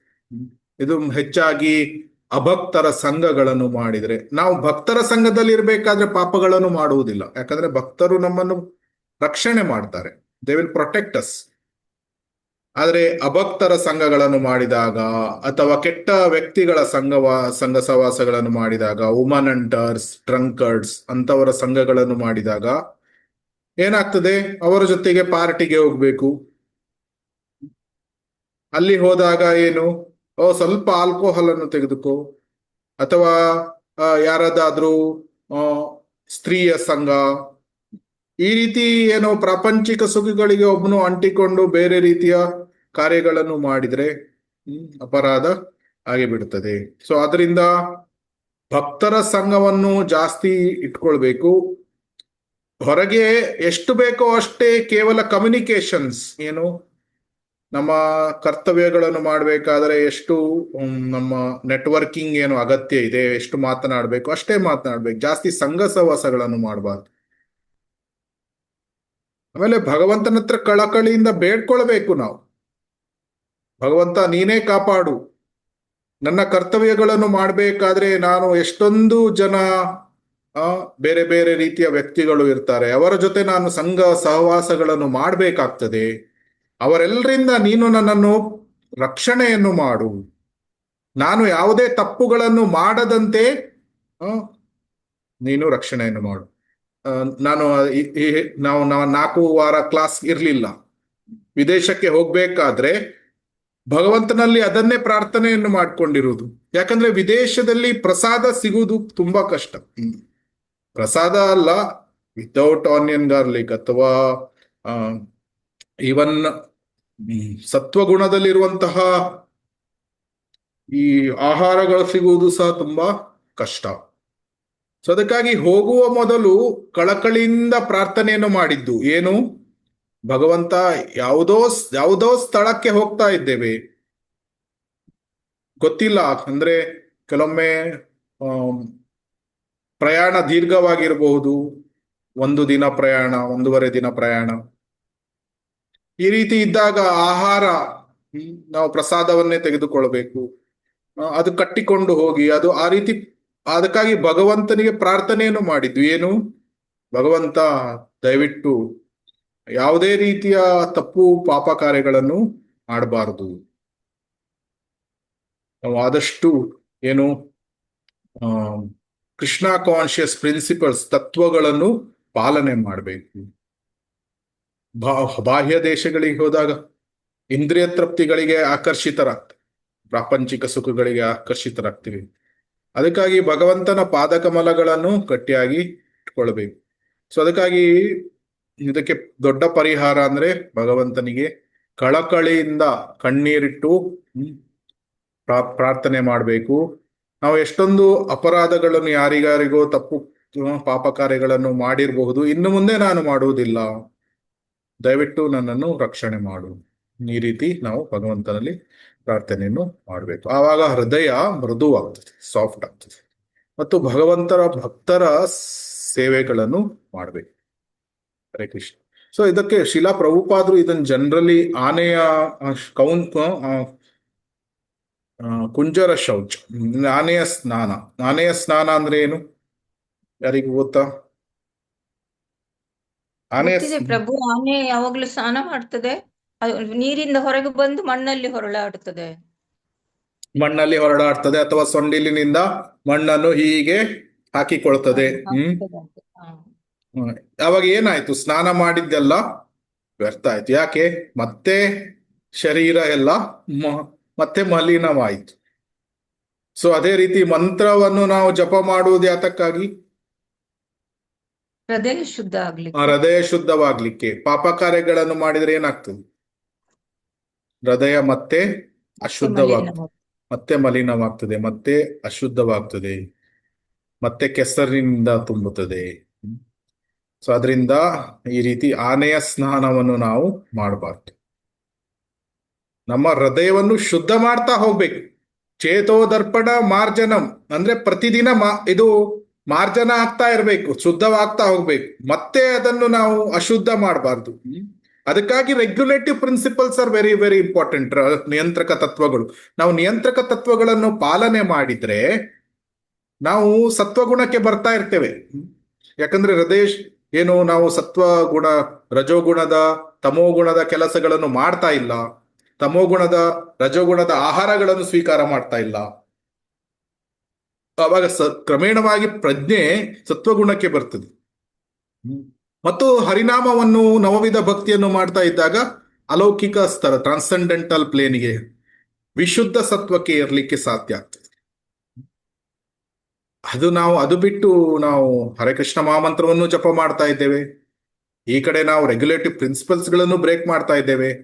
ಅವಾಗ ಏನಾಗ್ತದೆ? ಪ್ರಗತಿ ಕ್ಷೀಣವಾಗ್ತದೆ, ಹಗುರ, ಸ್ಲೋ, ನಿಧಾನ. ಆವಾಗ ಜನ್ಮ ಜನ್ಮಾಂತರಗಳು ಬೇಕಾಗುತ್ತೆ. ಸೊ ಅದರಿಂದ ನಾವು ಸ್ನಾನ ಮಾಡಿದ ತಕ್ಷಣ ಕೆಸರುಗಳನ್ನು ಹಾಕೊಳ್ಬಾರ್ದು. ಸ್ನಾನ ಮಾಡದ ಕೆಸರುಗಳನ್ನು ಹಾಕದೇ ಇದ್ರೆ ಮತ್ತೆ ಗಲೀಜಾಗ್ಲಿಕ್ಕೆ ತುಂಬಾ ಸಮಯ ಹಿಡಿತದೆ. ಸೊ ಅದರಿಂದ ಅಫ್ಕೋರ್ಸ್ ಭೌತಿಕ ಲೋಕದಲ್ಲಿ ಮಲಿನತೆ ತುಂಬಾ ಸುಲಭವಾಗಿ ಬಂದು ಬಿಡ್ತದೆ. ಹೃದಯ ಎಷ್ಟೇ ಶುದ್ಧ ಮಾಡಿದ್ರು ಮತ್ತೆ ಅಶುದ್ಧತೆ ಬರ್ತಾ ಇರ್ತದೆ. ಆದ್ರಿಂದ ಪ್ರತಿನಿತ್ಯ ಅದನ್ನು ಕ್ಲೀನ್ ಮಾಡ್ತಾ ಇರ್ಬೇಕು. ನಾವು ಇಲ್ಲಿ ರೂಮ್ ಇದೆ, ರೂಮಲ್ಲಿ ಧೂಳು ಬಿದ್ದ ತಕ್ಷಣ ನಾವ್ ಏನ್ ಮಾಡ್ತೇವೆ? ಇದು ಧೂಳಿ ಬಿದ್ದ ತಕ್ಷಣ ನಾವು ಕಸ ಗುಡಿಸ್ಬೇಕು. ಕಸ ಗುಡಿಸ್ತಾ ಇದ್ರೆ ಕ್ಲೀನ್ ಇರ್ತದೆ.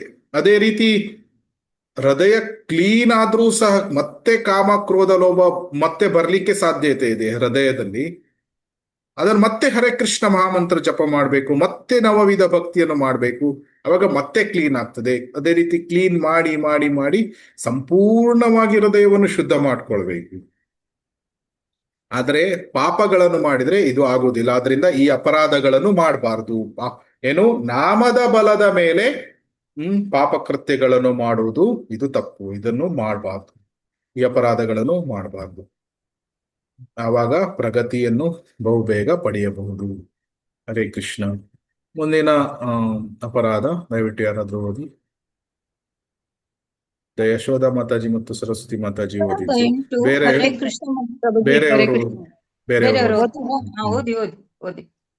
ಅಪರಾಧ 8. ಹರೇ ಕೃಷ್ಣ ಮಂತ್ರದ ಜಪವನ್ನು ವೇದಗಳಲ್ಲಿ ನೀಡಲಾದ ಶುಭ ಧಾರ್ಮಿಕ ಚಟುವಟಿಕೆಗಳಲ್ಲಿ ಒಂದೆಂದು ಪರಿಗಣಿಸುವುದು ಕರ್ಮಕಾಂಡ.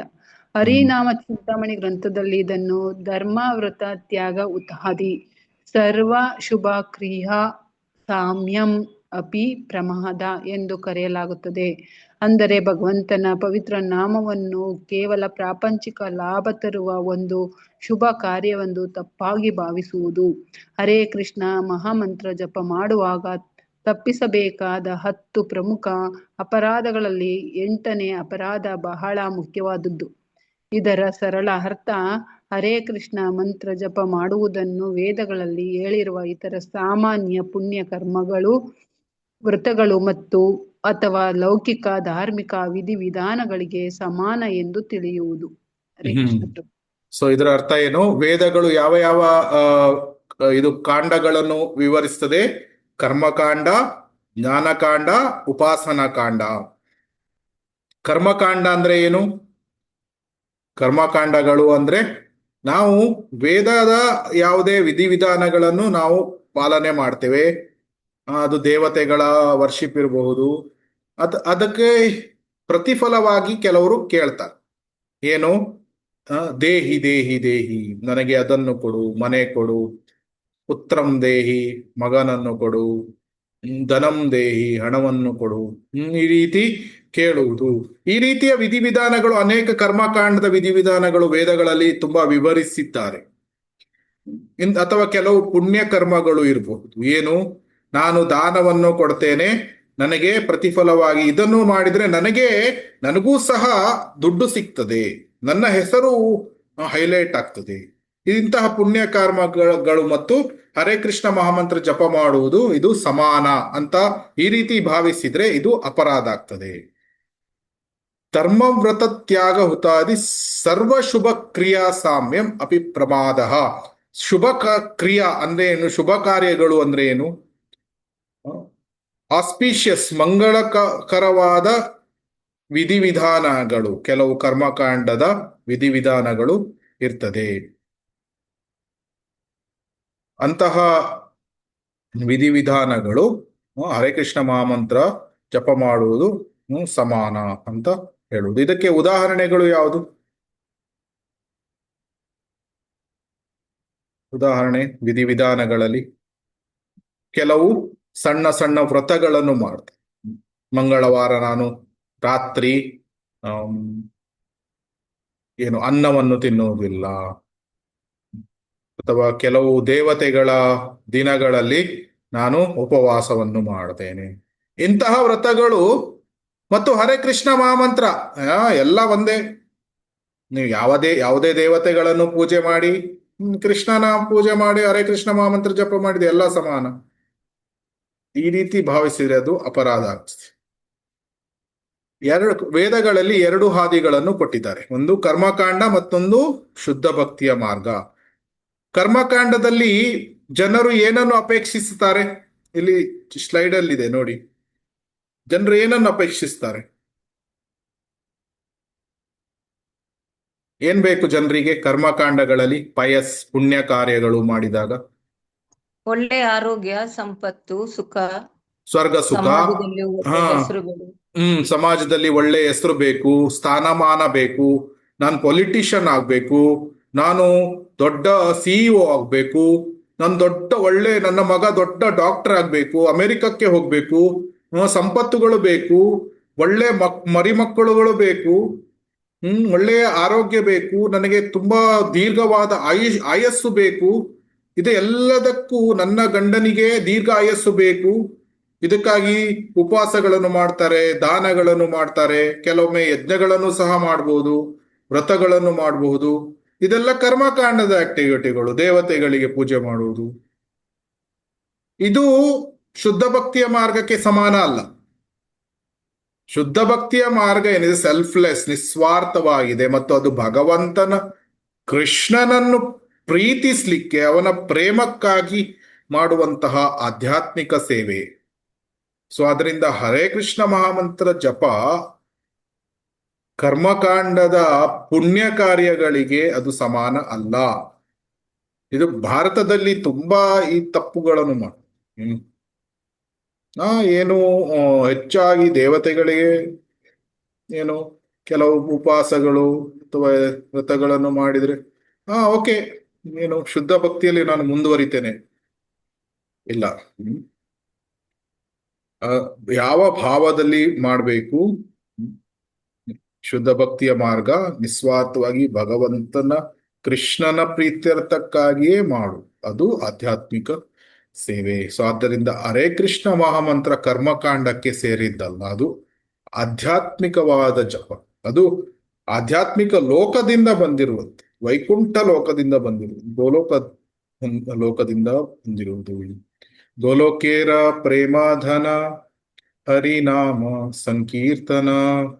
ಸೊ ಇದು ಏನು, ಹರೇ ಕೃಷ್ಣ ಮಹಾಮಂತ್ರ ಡೈರೆಕ್ಟ್ ಗೋಲೋಕ ವೃಂದಾವನದಿಂದ ಇಳಿದು ಬಂದಿದೆ ನಮ್ಮ ಉದ್ಧಾರಕ್ಕಾಗಿ. ಸೊ ಆದ್ರಿಂದ ಕರ್ಮಕಾಂಡದ ವಿಧಿವಿಧಾನಗಳ ಉದ್ದೇಶ ಬೇರೆ, ಅದರ ಮಟ್ಟ ಕೂಡ ಬೇರೆ. ಯಾಕೆ ಮಟ್ಟ ಬೇರೆ? ಕರ್ಮಕಾಂಡೀಯ ಆಕ್ಟಿವಿಟಿಗಳು ನಮ್ಮನ್ನು ಹೆಚ್ಚು ಅಂದ್ರೆ ಎಲ್ಲಿ ಕರೆದುಕೊಂಡು ಹೋಗ್ತದೆ? ಸ್ವರ್ಗಕ್ಕೆ.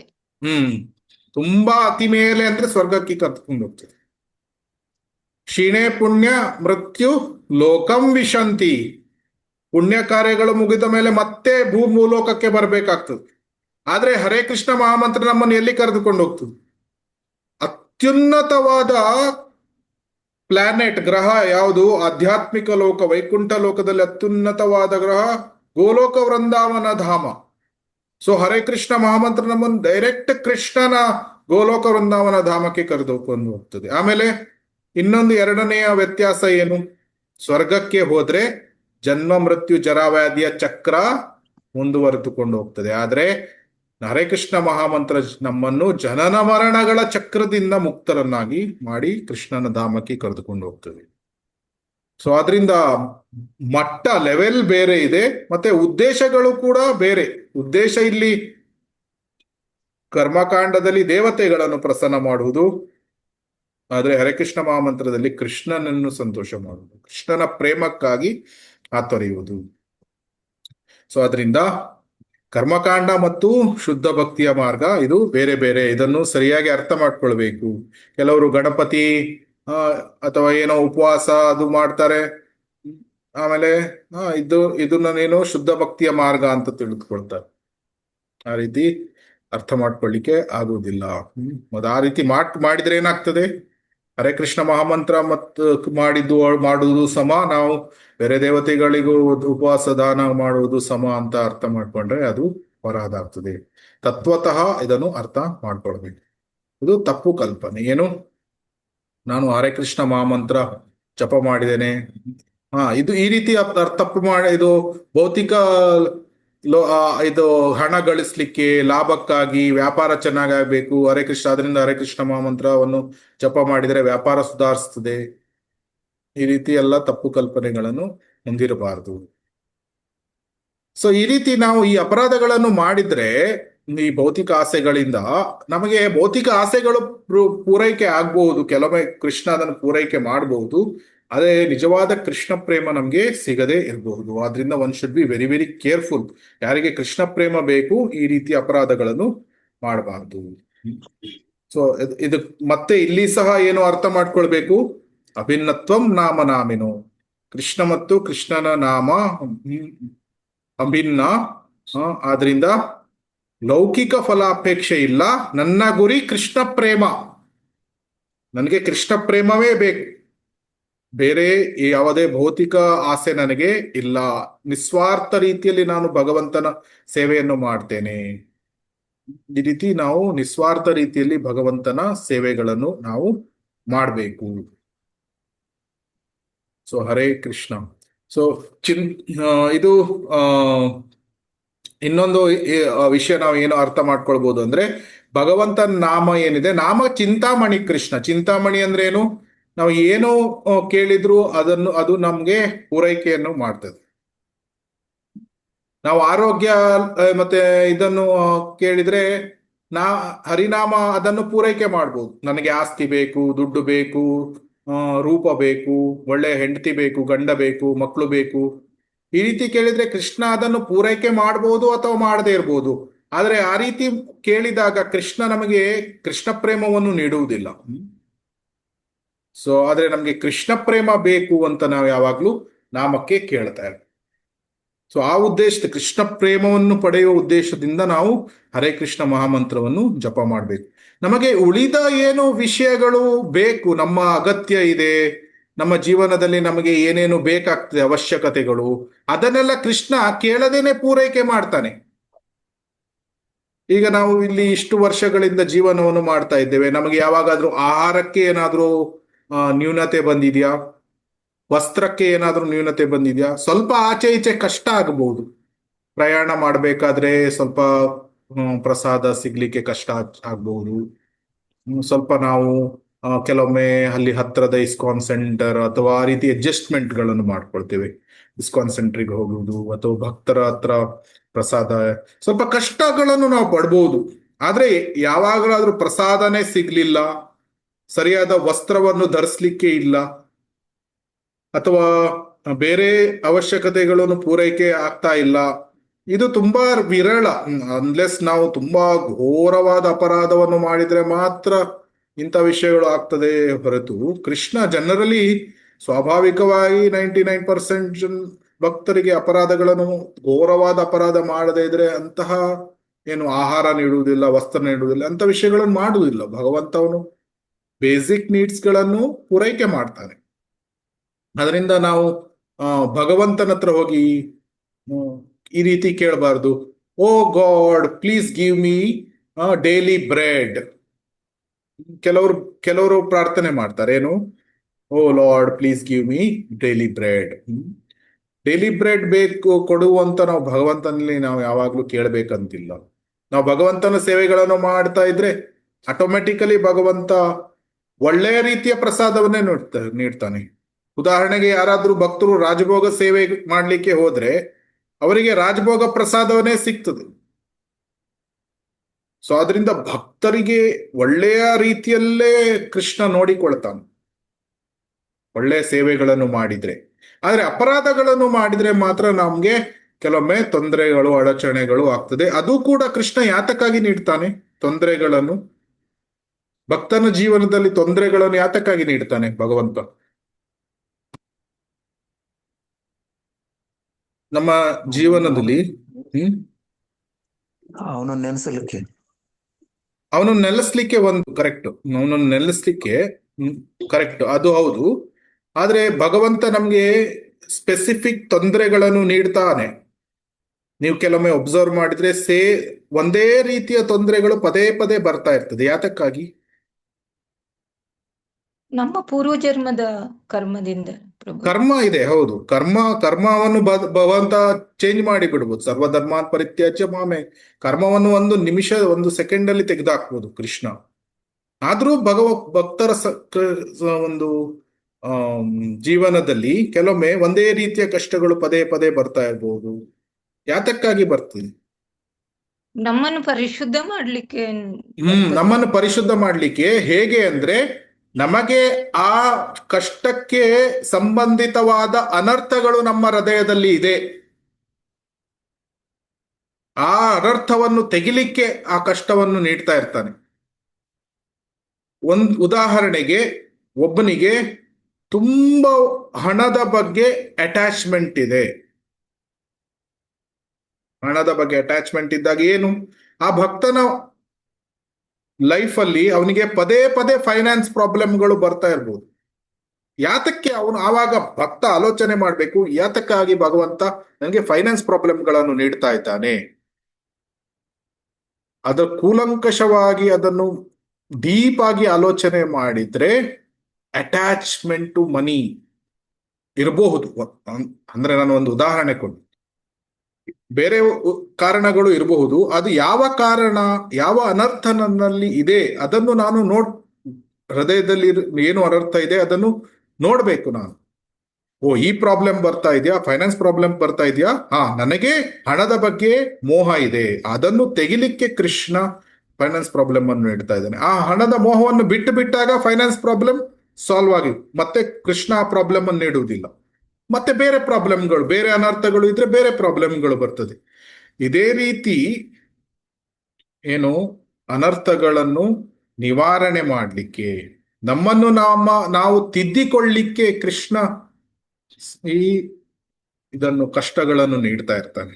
ನಾವು ತಿದ್ದಿಕೊಂಡು ಬಿಟ್ರೆ ಆ ಕಷ್ಟ ನಿವಾರಣೆ ಆಗುತ್ತೆ. ಅದು ಕೃಷ್ಣನ ಇಷ್ಟ, ಅವನು ನಿವಾರಣೆಯನ್ನು ಮಾಡ್ಬೋದು. ಆದ್ರೆ ನಾವು ನಮ್ಮ ಅನರ್ಥಗಳನ್ನು ತಿದ್ದಿಕೊಳ್ತಾ ಇರ್ಬೇಕು.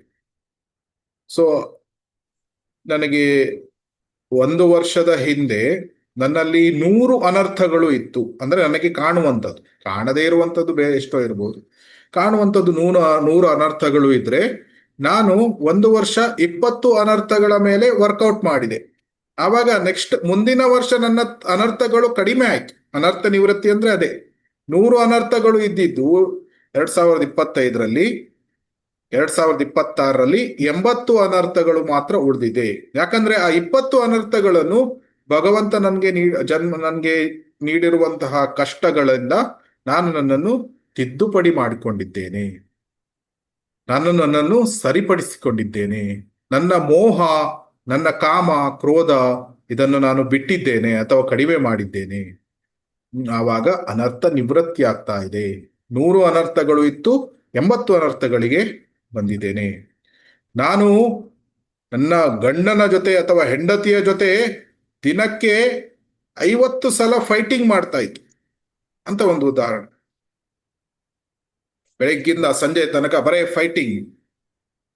ನಂದು ಇದು ಇಂಪ್ರೂವ್ಮೆಂಟ್ ಏನು ಅಂದ್ರೆ, ಕೃಷ್ಣ ನನಗೆ ತುಂಬಾ ಕ್ರೋಧ ಬರ್ತಾ ಇದೆ, ನಾನು ನನ್ನ ಹೆಂಡತಿಯ ಜೊತೆ, ಗಂಡನ ಜೊತೆ ತುಂಬಾ ಗಲಾಟೆ ಮಾಡಿ ಫೈಟಿಂಗ್ ಅನ್ನು ಮಾಡ್ತಾ ಇದ್ದೇನೆ. ನಾನು ನಾಳೆಯಿಂದ ಇಂಪ್ರೂವ್ ಮಾಡ್ತೇನೆ. 50 ಸಲ ಇದ್ದಿದ್ದು ಅದು 20 ಸಲ ಆಗ್ಬಹುದು, ಕ್ರಮೇಣ 10 ಸಲ ಆಗ್ಬಹುದು, 6 ತಿಂಗಳು 8 ತಿಂಗಳ ನಂತರ 10 ಸಲ ಆಗ್ಬಹುದು, 1 ವರ್ಷದ ನಂತರ 2 ಸಲ ಆಗ್ಬಹುದು, 2-3 ವರ್ಷದ ನಂತರ 1 ಸಲ ಆಗ್ಬಹುದು. ಆಮೇಲೆ ಕ್ರಮೇಣವಾಗಿ ಅದು ಹೋಗಿ ಬಿಡಬಹುದು. ಆದ್ರೆ ನಾವು ಅದನ್ನು ಡೆಲಿಬರೇಟ್ಲಿ ಪ್ರಯತ್ನ ಮಾಡಿ ಅದನ್ನು ಕ್ರೋಧವನ್ನು ದೂರ ಮಾಡಬೇಕು. ಆ ರೀತಿ ಅದೇ ಅನರ್ಥ ನಿವೃತ್ತಿ ಫೇಸ್. ನಾವು ನಮ್ಮನ್ನು ಸುಧಾರಣೆ ಮಾಡ್ಕೊಳ್ಳಿಕ್ಕೆ ಪ್ರಯತ್ನ ಮಾಡ್ಬೇಕು. 10 ವರ್ಷದ ಹಿಂದೆನೂ ನಾನು 50 ಸಲ ಫೈಟಿಂಗ್ ಮಾಡ್ತಾ ಇದ್ದೆ, 10 ವರ್ಷಗಳ ನಂತರನೂ ಅದೇ ರೀತಿ 50 ಸಲ ಫೈಟಿಂಗ್ ಮಾಡ್ತಾ ಇದ್ದೇನೆ. ಎಲ್ಲಿ ಅನರ್ಥ ನಿವೃತ್ತಿ ಆಯ್ತು? ಬರೇ ಹರೇ ಕೃಷ್ಣ ಮಹಾಮಂತ್ರ ನಡೀತಾ ಇದೆ, ನಾಮಾಪರಾಧ ನಡೀತಾ ಇದೆ. ಅನರ್ಥನೂ ನಿವೃತ್ತಿ ಆಗ್ತಾ ಇಲ್ಲ. 50 ಸಲ ಫೈಟಿಂಗ್ ಆಗ್ತಾ ಇದೆ, ಇಲ್ಲೂ ಸಹ ಅಷ್ಟೇ ಕ್ರೋಧ ಇದೆ. ಕಾಮನೂ ಅಷ್ಟೇ, ನೀನು ಕಾಮ ಬಂತು, ಆಸೆಯನ್ನು ಪೂರೈಸಿಕೊಂಡೆ, ಕಾಮ ಬಂತು, ಆಸೆಯನ್ನು ಪೂರೈಸಿಕೊಂಡೆ. 10 ವರ್ಷದ ಹಿಂದೆನೂ ನಾನು ಅಷ್ಟೇ ಏನು ಆಸೆಗಳನ್ನು ಪೂರೈಸುತ್ತಿದ್ದೆ, ಈ ಏನು ನಿಗ್ರಹವನ್ನು ಮಾಡ್ತಾ ಇಲ್ಲ. ಆದ್ರೆ 10 ವರ್ಷಗಳ ನಂತರನೂ ನಾನು ನಿಗ್ರಹವನ್ನು ಮಾಡ್ತಾ ಇಲ್ಲ, ರಿಸ್ಟ್ರೈನ್ ಮಾಡ್ತಾ ಇಲ್ಲ. ಎಲ್ಲಿ ಅನರ್ಥ ನಿವೃತ್ತಿ ಆಗ್ತಾ ಇದೆ? ಈ ರೀತಿ ಮಾಡಿದ್ರೆ ಜನ್ಮ ಜನ್ಮಾಂತರಗಳು ಆಗ್ತಾ ಇದೆ. ನಾವು ನಮ್ಮನ್ನು ತಿದ್ದುಪಡ್ಲಿಕ್ಕೆ ನೋಡ್ತಾ ಇಲ್ಲ, ಕಾಮಕ್ರೋಧಗಳನ್ನು ದೂರ ಮಾಡ್ಲಿಕ್ಕೆ ನೋಡ್ತಾ ಇಲ್ಲ. ಆವಾಗ ಅದು ಜನ್ಮ ಜನ್ಮಾಂತರಗಳು ಆಗ್ಬೋದು. So we have to correct our self. Correct ಅಂದ್ರೆ ತಿದ್ದುಪಡಿ ಮಾಡ್ಕೊಳ್ಬೇಕು, ಸುಧಾರಣೆಗಳನ್ನು ಮಾಡ್ಕೊಳ್ಬೇಕು. ತಪ್ಪು ಅಂತ ತಿಳಿದುಕೊಂಡಾಗ ನಾವು ಅದನ್ನು ಕರೆಕ್ಷನ್ ತತ್ಕ್ಷಣವೇ ತಿದ್ದುಪಡಿ ಮಾಡ್ಕೊಂಡ್ಬಿಡುತ್ತೆ. ಅದಕ್ಕೆ ವಿನಮ್ರತಾ ಭಾವದಿಂದ ಸ್ವೀಕಾರ ಮಾಡಬೇಕು. ಏನು, ನನ್ನ ಹತ್ರ ಅನರ್ಥಗಳು ಇದೆ, ನಾನು ಇಂಪ್ರೂವ್ ಆಗ್ಬೇಕು, ಕೃಷ್ಣನಿಗೆ ತೋರಿಸ್ಬೇಕು, ನಾನು ಐ ಆಮ್ ಇಂಪ್ರೂವಿಂಗ್ ಕೃಷ್ಣ, ನಾನು ಇಂಪ್ರೂವ್ ಆಗ್ತಾ ಇದ್ದೇನೆ. ನೋಡು ಭಗವಂತ, ಹಿಂದಿನ ವರ್ಷ ಇಷ್ಟು ಕ್ರೋಧಗಳನ್ನು ಮಾಡಿ ತುಂಬಾ ಗಲಾಟೆ ಮಾಡ್ತಾ ಇದ್ದೆ, ಈ ವರ್ಷ ಇಂಪ್ರೂವ್ ಆಗಿದೆ, ಗಲಾಟೆ ಮಾಡೋದು ಕಮ್ಮಿ ಆಗಿದೆ, ಕ್ರೋಧ ಮಾಡೋದು ಕಮ್ಮಿ ಆಗಿದೆ, ಅಥವಾ ಲೋಭ ಕಮ್ಮಿ ಆಗಿದೆ. ಈ ರೀತಿ ಕೃಷ್ಣನಿಗೆ ತೋರಿಸ್ಬೇಕು. ನಾವು we are working towards that. So ಅದಕ್ಕಾಗಿ ಏನು ಅಂದ್ರೆ ಚಿಂತಾಮಣಿ, ಕೃಷ್ಣ ನಾಮ ಚಿಂತಾಮಣಿ, ನಮಗೆ ಏನು ಕೇಳಿದ್ರೂ ಕೊಡ್ತದೆ. ಅದಕ್ಕಾಗಿ ಕೃಷ್ಣನಿಗೆ ಹರಿನಾಮಕ್ಕೆ ನಾವು ಏನ್ ತೋರಿಸ್ಬೇಕು? ನನಗೆ ಭೌತಿಕ ಆಸೆಗಳು ಬೇಡ, ನನಗೆ ಕಾಮಕ್ರೋಧ ಲೋಭ ಮೋಹ ಮದ ಮಾತ್ಸರ್ಯ ಬೇಡ, ನನಗೆ ಕೃಷ್ಣ ಪ್ರೇಮವನ್ನು ನೀಡು, ಕೃಷ್ಣ ಪ್ರೇಮವೇ ನನಗೆ ಬೇಕು. ಆ ರೀತಿಯ ಪ್ರಾರ್ಥನೆಗಳನ್ನು ನಾವು ಮಾಡಿಕೊಂಡ್ರೆ ಭಗವಂತ ಕ್ರಮೇಣವಾಗಿ ನಮ್ಮನ್ನು ಶುದ್ಧೀಕರಣ ಮಾಡಿ ಕೃಷ್ಣ ಪ್ರೇಮವನ್ನು ನೀಡ್ತಾನೆ. ಅದಕ್ಕೆ we have to put effort. ನಾವು ಆ ನಿಟ್ಟಿನಲ್ಲಿ ಪ್ರಯತ್ನವನ್ನು ಮಾಡಬೇಕು. ಸೊ ಇವತ್ತು ನಾವು 3 ಅಪರಾಧಗಳನ್ನು ನೋಡಿದ್ವಿ. ಏನು? 6ನೇದು, ನಾಮದ ಬಗ್ಗೆ ಕೆಲವು ವ್ಯಾಖ್ಯಾನಗಳನ್ನು ನೀಡುವುದು ಇಲ್ಲ. ಭಗವಂತ ಮತ್ತು ಹರ ಭಗವಂತ ನಮ್ಮನ್ನು ನಿಮ್ಮ ಪ್ರೇಮಪೂರ್ವಕ ಸೇವೆಯಲ್ಲಿ ನಮ್ಮನ್ನು ತೊಡಗಿಸಿಕೊಳ್ಳು ಅಂತ ವಿನಮ್ರ ಭಾವದಿಂದ ಪ್ರಾರ್ಥನೆಯನ್ನು ಮಾಡಿಕೊಳ್ಳುವುದು. ಆಮೇಲೆ 7ನೇ ಅಪರಾಧ, ಪವಿತ್ರ ನಾಮದ ಆಧಾರದ ಮೇಲೆ, ಅಂದ್ರೆ ಅದರ ಪವಿತ್ರ ನಾಮ ಪಾಪಕೃತ್ಯಗಳನ್ನು ದೂರ ಮಾಡ್ತದೆ ಅಂತ ಆಧಾರದ ಮೇಲೆ ಆ ಪಾಪಕೃತ್ಯಗಳನ್ನು ಮಾಡಬಾರದು. ಇದು 7ನೇ ಅಪರಾಧ. ಮತ್ತು 8ನೇ ಅಪರಾಧ ಏನು? ಕರ್ಮಕಾಂಡ. ಹರೇ ಕೃಷ್ಣ ಜಪ ಒಂದು ಕರ್ಮಕಾಂಡದಲ್ಲಿರುವಂತಹ ಒಂದು ಧಾರ್ಮಿಕ ಚಟುವಟಿಕೆಗಳಲ್ಲಿ ಒಂದು ಅಂತ ಭಾವಿಸಬಾರ್ದು. ದೇವತೆಗಳ ಪೂಜೆ ಬೇರೆ, ಹರೇ ಕೃಷ್ಣ ಮಹಾಮಂತ್ರ ಬೇರೆ. ಸೊ ಇದನ್ನು ಸರಿಯಾಗಿ ತತ್ವತಃ ಅರ್ಥ ಮಾಡಿಕೊಳ್ಳಬೇಕು. ಹರೇ ಕೃಷ್ಣ ಕೃಷ್ಣ ಕೃಷ್ಣ ಹರೇ ಹರೇ, ಹರೇ ರಾಮ ರಾಮ ರಾಮ ಹರೇ ಹರೇ. ಇನ್ನು 2 ಅಪರಾಧಗಳು ಇದೆ, 9 ಮತ್ತು 10. 11ನೇ ಅಪರಾಧ ಕೂಡ ಸ್ವಲ್ಪ ಕವರ್ ಮಾಡೋಣ. 11ನೇ ಅಪರಾಧ ಯಾವುದು? ಟು ಬಿ ಇನ್ಅಟೆಂಟಿವ್, ಏಕಾಗ್ರ ಚಿತ್ತತೆ ಇಲ್ಲದೆ ಜಪ ಮಾಡುದು. ಅದನ್ನ ಮುಂದಿನ ವಾರಗಳಲ್ಲಿ. ಹರೇ ಕೃಷ್ಣ.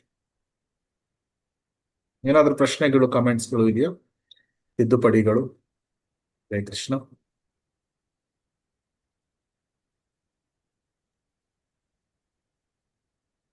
ಹರೇ ಕೃಷ್ಣ ಪ್ರಭು.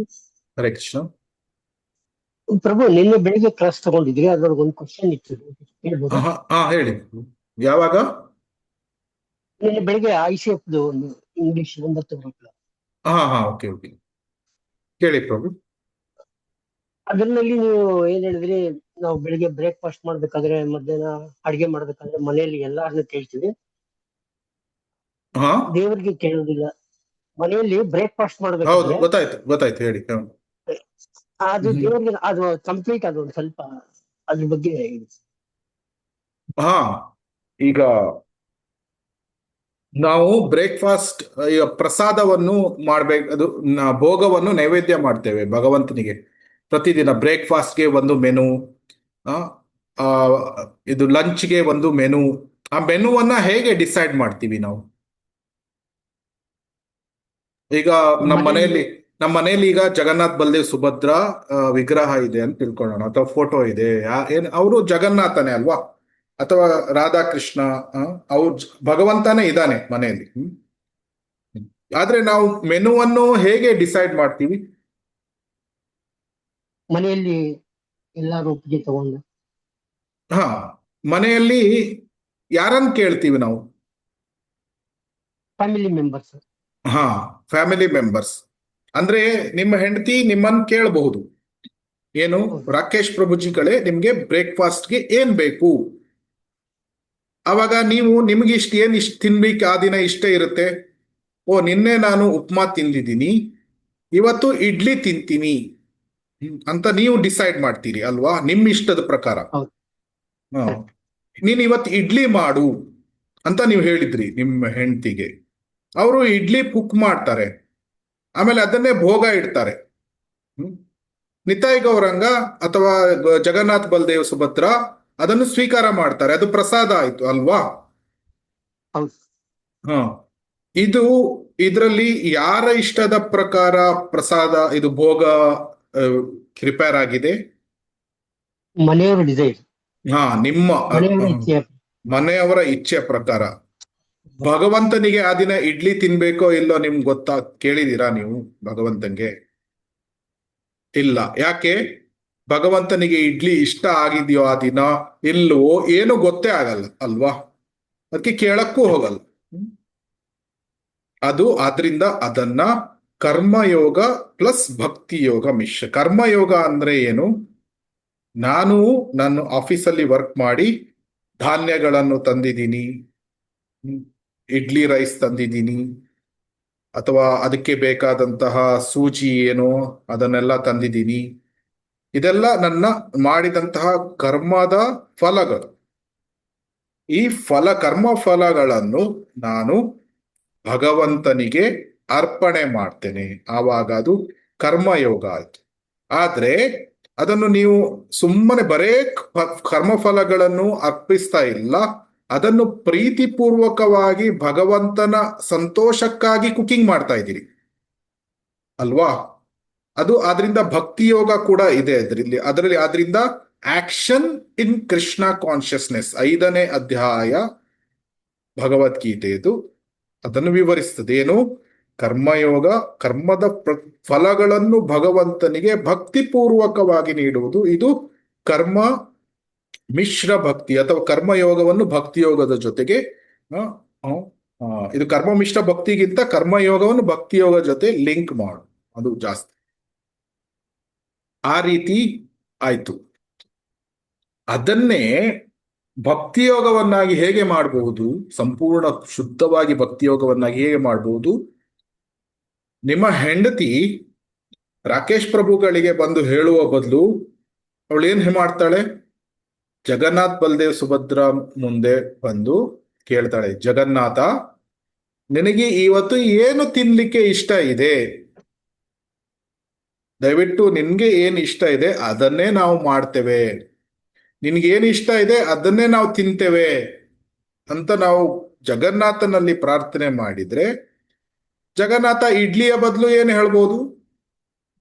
ನನಗಿವತ್ತು ಆಲೂ ಪರಾಟ ತಿನ್ಬೇಕು.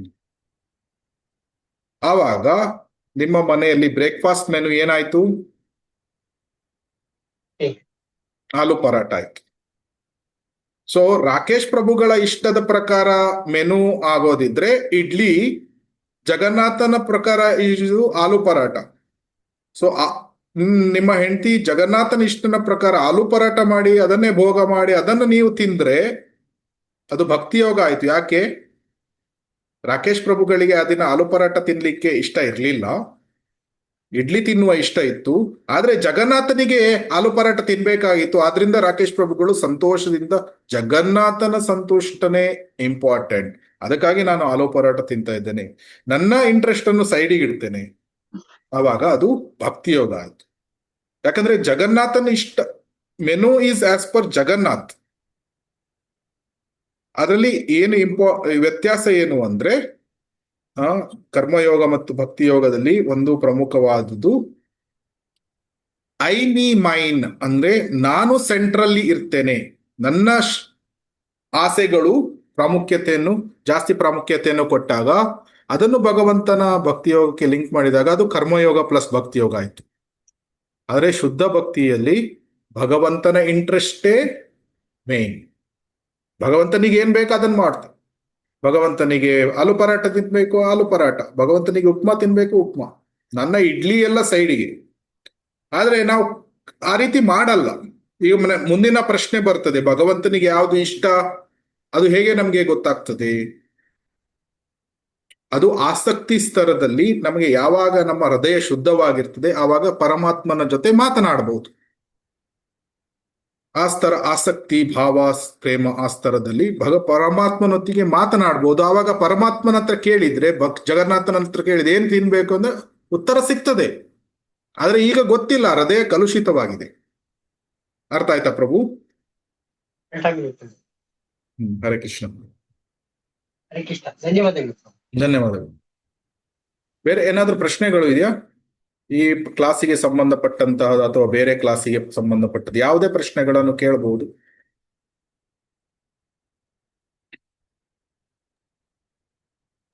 ಹರೇ ಕೃಷ್ಣ ಪ್ರಭು. ಹರೇ ಕೃಷ್ಣ. ಅದೇ ಇದು ಜಪ ಮಾಡುವುದ್ರ ಬಗ್ಗೆ ನಾನು ಏನ್ ಮಾಡ್ತೇನೆ, ನನಗೆ ಸಿಟ್ಟು ಬರುವಂತ ಅವಕಾಶ ಇದ್ರೆ ಮೊದಲೇ ನಾನು ಜಪಮಣಿ ತಗೊಂಡು ಜಪ ಮಾಡಿ ಆ ಏನು ಸಿಟ್ಟು ಬರ್ತದ ನೋಡಿ, ಆ ಕರ್ಮ ಮಾಡುವಾಗ ಜಪ ಮಾಡಿಕೊಂಡು ಭಗವಂತ ಕ್ಷಮಿಸು, ನನಗೆ ನೀನು ಈ ಸ್ಥಿತಿಯಲ್ಲಿ ಇಟ್ಟಿದೀಯ, ನಾನು ಹಿಂಗೆ ಈಗ ಮಾಡ್ಬೇಕಾಗ್ತದೆ ಅಂತೇಳಿ ಜಪ ಮಾಡಿ ಸೇವೆ ಮಾಡ್ತೇನೆ ಪ್ರಭು. ಜಪ ಮಾಡಿ ಸೇವೆ ಮಾಡ್ಬೇಕು. ಆಮೇಲೆ ಆ ಕಷ್ಟ ಯಾಕೆ ಬಂದಿದೆ, ಅದಕ್ಕೆ ಮೂಲ ಕಾರಣ ಏನು, ನನ್ನಲ್ಲಿ ಏನೋ ಅನರ್ಥ ಇದೆ, ಆ ಅನರ್ಥ ಏನಿದೆ ಅದು ಅಂತ ಮನನ ಮಾಡ್ಬೇಕು. ಅಥವಾ ನಮ್ಗೆ ಅರ್ಥ ಆಗದಿದ್ರೆ ದೀಕ್ಷಾ ಗುರುಗಳ ಹತ್ರ ಕೇಳ್ಬೇಕು. ಏನು ಈ ಕಷ್ಟ ಬರ್ತಾ ಇದೆ, ಯಾಕೆ ನನ್ಗೆ ಕ್ರೋಧ ಬರ್ತಾ ಇದೆ, ಪದೇ ಪದೇ ಸಣ್ಣ ಸಣ್ಣ ವಿಷಯಕ್ಕೆ ಕ್ರೋಧ ಬರ್ತಾ ಇದೆ, ನನ್ನಲ್ಲಿ ಏನೋ ಒಂದು ಅನರ್ಥ ಇದೆ, ಏನು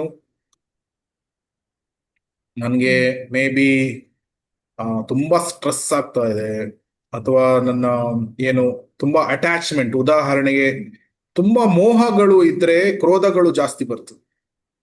ಕಾಮ ಮೋಹ ಅಂದ್ರೆ ಕಾಮಯೇಷ ಕ್ರೋಧಯೇಷ ರಜೋಗುಣ ಸಮುದ್ಭವ. ಕಾಮ ಜಾಸ್ತಿ ಇದ್ದಷ್ಟು ಕ್ರೋಧ ಜಾಸ್ತಿ ಬರ್ತದೆ. ಸೊ ಕ್ರೋಧ ಯಾತಕ್ಕಾಗಿ ಬರ್ತಾ ಇದೆ? ಮೋಹ ಇದೆ. ಕಾಮ ಇರುವುದರಿಂದ ಮೋಹ ಇದೆ, ಯಾವುದೋ ಅಟ್ಯಾಚ್ಮೆಂಟ್. ನಾವೇ ನಿಯಂತ್ರಕರು, ನಾನೇ ನಿಯಂತ್ರಕ ಅಂತ ಭಾವನೆ ಇದ್ರೆ ಕ್ರೋಧ ಬರ್ತದೆ. ಯಾಕಂದ್ರೆ ನನ್ನ ಎಕ್ಸ್ಪೆಕ್ಟೇಷನ್ ಪ್ರಕಾರ ಆಗ್ತಾ ಇಲ್ಲ ಅಲ್ವಾ, ನಾನು ಹೇಳಿದ ಪ್ರಕಾರ ಯಾರು ಬೇರೆಯವರು ಮಾಡುವುದಿಲ್ಲ. ಆವಾಗ ನಾವು ಅರ್ಥ ಮಾಡ್ಕೊಳ್ಬೇಕು, ಏನು ನಾನು ನಿಯಂತ್ರಕ ಅಲ್ಲ, ಬೇರೆಯವರು ನನ್ನ ಬಗ್ಗೆ, ನಾನು ಬೇರೆಯವರ ನಿಯಂತ್ರಕ ಅಲ್ಲ. ನಾನು I can give my 100% best. ಬೇರೆಯವ್ರು ಏನ್ ಮಾಡ್ತಾರೋ ಅವರಿಗೆ ಬಿಟ್ಟಿದ್ದು, ಅವರಿಗೆ ಅವರವರ ಫ್ರೀ ವಿಲ್ಗಳು ಇದೆ. I am not the controller. ಬೇರೆಯವರನ್ನೆಲ್ಲ ನಿಯಂತ್ರಣ ಮಾಡ್ಲಿಕ್ಕೆ ಆಗುದಿಲ್ಲ. ನಾನೀಗ ತಂದೆ ಮನೆಯಲ್ಲಿ ನನ್ನ ಮಕ್ಕಳನ್ನು ಕಂಟ್ರೋಲ್ ಮಾಡ್ತೇನೆ, ಹೆಂಡತಿಯನ್ನು ಕಂಟ್ರೋಲ್ ಮಾಡ್ತೇನೆ ಅಂತ ಹೋದ್ರೆ ಅವನಿಗೆ ಬರೇ ಕ್ರೋಧನೆ ಬರ್ತಾ ಇರ್ತದೆ. ಯಾಕಂದ್ರೆ ಹೆಂಡತಿನೂ ಕೇಳಲ್ಲ, ಮಕ್ಕಳು ಕೇಳಲ್ಲ. Because we are not the controllers. ನಾವು ನಮ್ಮ ಡ್ಯೂಟಿಗಳನ್ನು, ಕರ್ತವ್ಯಗಳನ್ನು 100% ಚೆನ್ನಾಗಿ ಮಾಡಿ ಭಗವಂತನ ಮೇಲೆ ಅವಲಂಬಿತರಾಗಿರ್ಬೇಕು. ನಮ್ಮ ದಿವ್ಯ ನಾಮಗಳನ್ನು ಜಪ ಮಾಡುವುದು ಇದೆಲ್ಲ ಮಾಡಿರ್ಬೇಕು. ಬೇರೆ ಹೆಚ್ಚಿನ ವಿಷಯಗಳು ನಮ್ಮ ಕಂಟ್ರೋಲಲ್ಲಿ ಇರುವುದಿಲ್ಲ. ಅದರ ಬಗ್ಗೆ ತುಂಬಾ ಧ್ಯಾನ ಮಾಡಿದ್ರೆ ಕ್ರೋಧಗಳು ಎಲ್ಲ ಬರ್ತದೆ, ಮೋಹ ಎಲ್ಲ ಇದ್ದಾಗ. ಸೊ ಅದಕ್ಕಾಗಿ ಯಾವ ಅನರ್ಥ ಇದೆ ಅದನ್ನು, ಈಗ ನಾನು ನಿಯಂತ್ರಕ ಭಾವ ಇದ್ರೆ ನಿಯಂತ್ರಕ ಭಾವವನ್ನು ಸ್ಲೋಲಿ ಬಿಡ್ಬೇಕು. ಕಂಟ್ರೋಲರ್ಶಿಪ್ ಅಥವಾ ಎಂಜಾಯರ್ಶಿಪ್ ಮೆಂಟಾಲಿಟಿ ಇದೆಯಾ, ಭೋಗ ಮಾಡ್ಬೇಕು, ಇಂದ್ರಿಯ ತೃಪ್ತಿ ಮಾಡ್ಬೇಕು, ಇಂದ್ರಿಯ ತೃಪ್ತಿ ಆಗ್ತಾ ಇಲ್ಲ ಆವಾಗ ಕ್ರೋಧ ಬರ್ತದೆ. ಸೊ ಇಂದ್ರಿಯ ತೃಪ್ತಿಯನ್ನು ಬಿಡಬೇಕು. ಆ ರೀತಿ ನಮ್ಮನ್ನು ಕರೆಕ್ಟ್ ಮಾಡ್ಕೊಳ್ಬೇಕು. ಅಫ್ಕೋರ್ಸ್ ಕ್ರೋಧ ಬಂದಾಗ ನಾವು ಜಪ ಮಾಡ್ತೇವೆ, ದಟ್ ಈಸ್ ವೆರಿ ಗುಡ್, ತುಂಬಾ ಒಳ್ಳೆಯದು. ಭಗವಂತನ ಪ್ರಾರ್ಥನೆ ಮಾಡಿ ಸ್ಲೋಲಿ ಕ್ರೋಧ ಕಡಿಮೆ ಆಗ್ತದೆ, ಇಂಪ್ರೂವ್ ಆಗ್ತೇವೆ. ಪರೀಕ್ಷೆ ತುಂಬಾ ಒಳ್ಳೇದು ಮಾತು. ಪರೀಕ್ಷೆ ಥ್ಯಾಂಕ್ ಯು ಪ್ರಭು. ದಂಡೋತ್ ಪ್ರಣಾಮ. ದಂಡೋತ್. ಪ್ರಭು ಇನ್ನೊಂದು ಕ್ವಶನ್ ಕೇಳ್ಬೋದು? ಕೇಳಿ ಪ್ರಭು. ಈಗ ಒಂದ್ ರೌಂಡ್ ಕಂಪ್ಲೀಟ್ ಆದ್ಮೇಲೆ ನೆಕ್ಸ್ಟ್ ರೌಂಡ್ ಹೋಗ್ಬೇಕಾದ್ರೆ ಹ್ಮ್ ಜಯ ಶ್ರೀ ಕೃಷ್ಣ ಚೈತನ್ಯ ಮಹಾಪ್ರಭು ಅದೊಂದು ಹೇಳ್ತೀವಲ್ಲ, ಹಾ ಅದು ಮಂಗಳಾಚರಣ. ಅದು ಎಷ್ಟು ಸಲ ಹೇಳ್ಬೇಕು? ಮೊದಲು ಎಷ್ಟು ಸಲ ಹೇಳ್ಬಿಟ್ಟು ಸ್ಟಾರ್ಟ್ ಮಾಡ್ಬೇಕು, ಎಂಡ್ ಆದ್ಮೇಲೆ ಎಷ್ಟು ಸಲ? ಪ್ರಪ್ರಥಮವಾಗಿ ಎಷ್ಟು ಸಲ ಹೇಳಬೇಕು ಅನ್ನೋದಕ್ಕಿಂತ ಯಾವ ಭಾವದಲ್ಲಿ ಹೇಳಬೇಕು. ಒಂದು ಸಲ ಹೇಳಿದ್ರು ಸಾಕಾಗ್ತದೆ, ಕೆಲವರು 3 ಸಲ ಹೇಳ್ತಾರೆ. ಜನರಲಿ ಏನ್ ಹೇಳ್ತಾರೆ ಅಂದ್ರೆ, ಪ್ರಪ್ರಥಮವಾದ ರೌಂಡ್ ಮಾಡ್ಬೇಕಾದ್ರೆ ಪಂಚತತ್ವ ಮಂತ್ರವನ್ನು 3 ಸಲ ಹೇಳ್ತಾರೆ. ಆಮೇಲೆ ಪ್ರತಿ ಒಂದು ರೌಂಡ್ ಆದ್ಮೇಲೆ 1 ಸಲ ಹೇಳ್ತಾರೆ. ಸೊ 1 ಸಲ, ಪ್ರತಿ ರೌಂಡ್ ಆದ್ಮೇಲೆ 1 ಸಲ ಸಾಕಾಗ್ತದೆ. ಆದ್ರೆ ಯಾವ ಭಾವದಲ್ಲಿ ಹೇಳಬೇಕು? ಸಂಪೂರ್ಣವಾಗಿ ಶರಣಾಗತ ಭಾವದಿಂದ. ಯಾತಕ್ಕಾಗಿ? ಇದರ ಪಂಚತತ್ವರು ಅವರು ನಮಗೆ ನಾಮಾಪರಾಧದಿಂದ ಹುಟ್ಟಾ ಇರುವಂತಹ ಪರಿಣಾಮಗಳ ಅದನ್ನು ನಿವಾರಿಸ್ತಾರೆ. ದೇ ವಿಲ್ ನಲ್ಲಿಫೈ ದ ಅಪರಾಧ. ಸೊ ಅದಕ್ಕಾಗಿ ನಾವು ಪಂಚತತ್ವ ಮಂತ್ರವನ್ನು ಹೇಳು ಆ ಭಾವದಲ್ಲಿ ನಾವು ಹೇಳಬೇಕು. 1 ಸಲ ಹೇಳಿದ್ರು ಸಾಕಾಗ್ತದೆ. ನಿಮ್ಗೆ ಸಾಮರ್ಥ್ಯ ಇದ್ರೆ 3 ಸಲನು ಹೇಳು. ಅದು ದರ್ ಇಸ್ ನೋ ಲಿಮಿಟ್.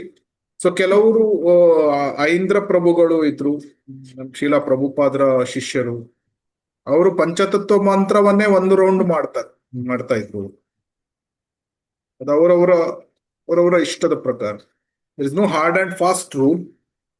ನಮ್ಮ ಭಾವದ ಪ್ರಕಾರ ನಾವು ಮಾಡ್ಬೋದು. ಕಡೆ ಪಕ್ಷ 1 ಸಲ ಹೇಳ್ಬೋದು.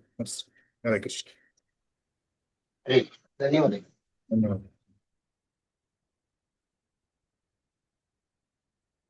ಬೇರೆ ಏನಾದ್ರು ಪ್ರಶ್ನೆಗಳು ಇದೆಯಾ? Comments, corrections? ಇಲ್ಲಾಂದ್ರೆ ಕ್ಲಾಸ್ ಅನ್ನು ಇವತ್ತು ಎಂಡ್ ಮಾಡೋಣ. ಹರೇ ಕೃಷ್ಣ ಮಹಾಮಂತ್ರ ಜಪ ಮುಂದಿನ ಕ್ಲಾಸ್ ಅಲ್ಲಿ ಮಾಡೋಣ. ಟೈಮ್ ಆಗಿದೆ, ಮುಂದಿನ ಕ್ಲಾಸ್ ನಡೀತದೆ. ಹರೇ ಕೃಷ್ಣ. ವೈಷ್ಣವ ಪ್ರಣಾಮದೊಂದಿಗೆ ಕ್ಲಾಸ್ ಅನ್ನು ಕ್ಲೋಸ್ ಮಾಡೋಣ. ವಾಂಛಾ ಕಲ್ಪತರುಭ್ಯಶ್ಚ ಕೃಪಾ ಸಿಂಧುಭ್ಯ ಏವ ಚ ಪತಿತಾನಾಂ ಪಾವನೇಭ್ಯೋ ವೈಷ್ಣವೇಭ್ಯೋ ನಮೋ ನಮಃ. अनंत कोटि वैष्णव वृंद की जय. ಶ್ರೀಲ ಪ್ರಭುಪಾದ್ की जय. ಶ್ರೀಲ ಗುರುದೇವ್ की जय. ತುಂಬಾ ಧನ್ಯವಾದಗಳು. ಹರೇ ಕೃಷ್ಣ. ಹರೇ ಕೃಷ್ಣ. ಧನ್ಯವಾದಗಳು. ಹರೇ ಕೃಷ್ಣ. ಹರೇ ಕೃಷ್ಣ. ದಂಡೋತ್ ಪ್ರಣಾಮ. ಹರೇ ಕೃಷ್ಣ. प्रभु जी दंडवत प्रणाम। ಧನ್ಯವಾದ.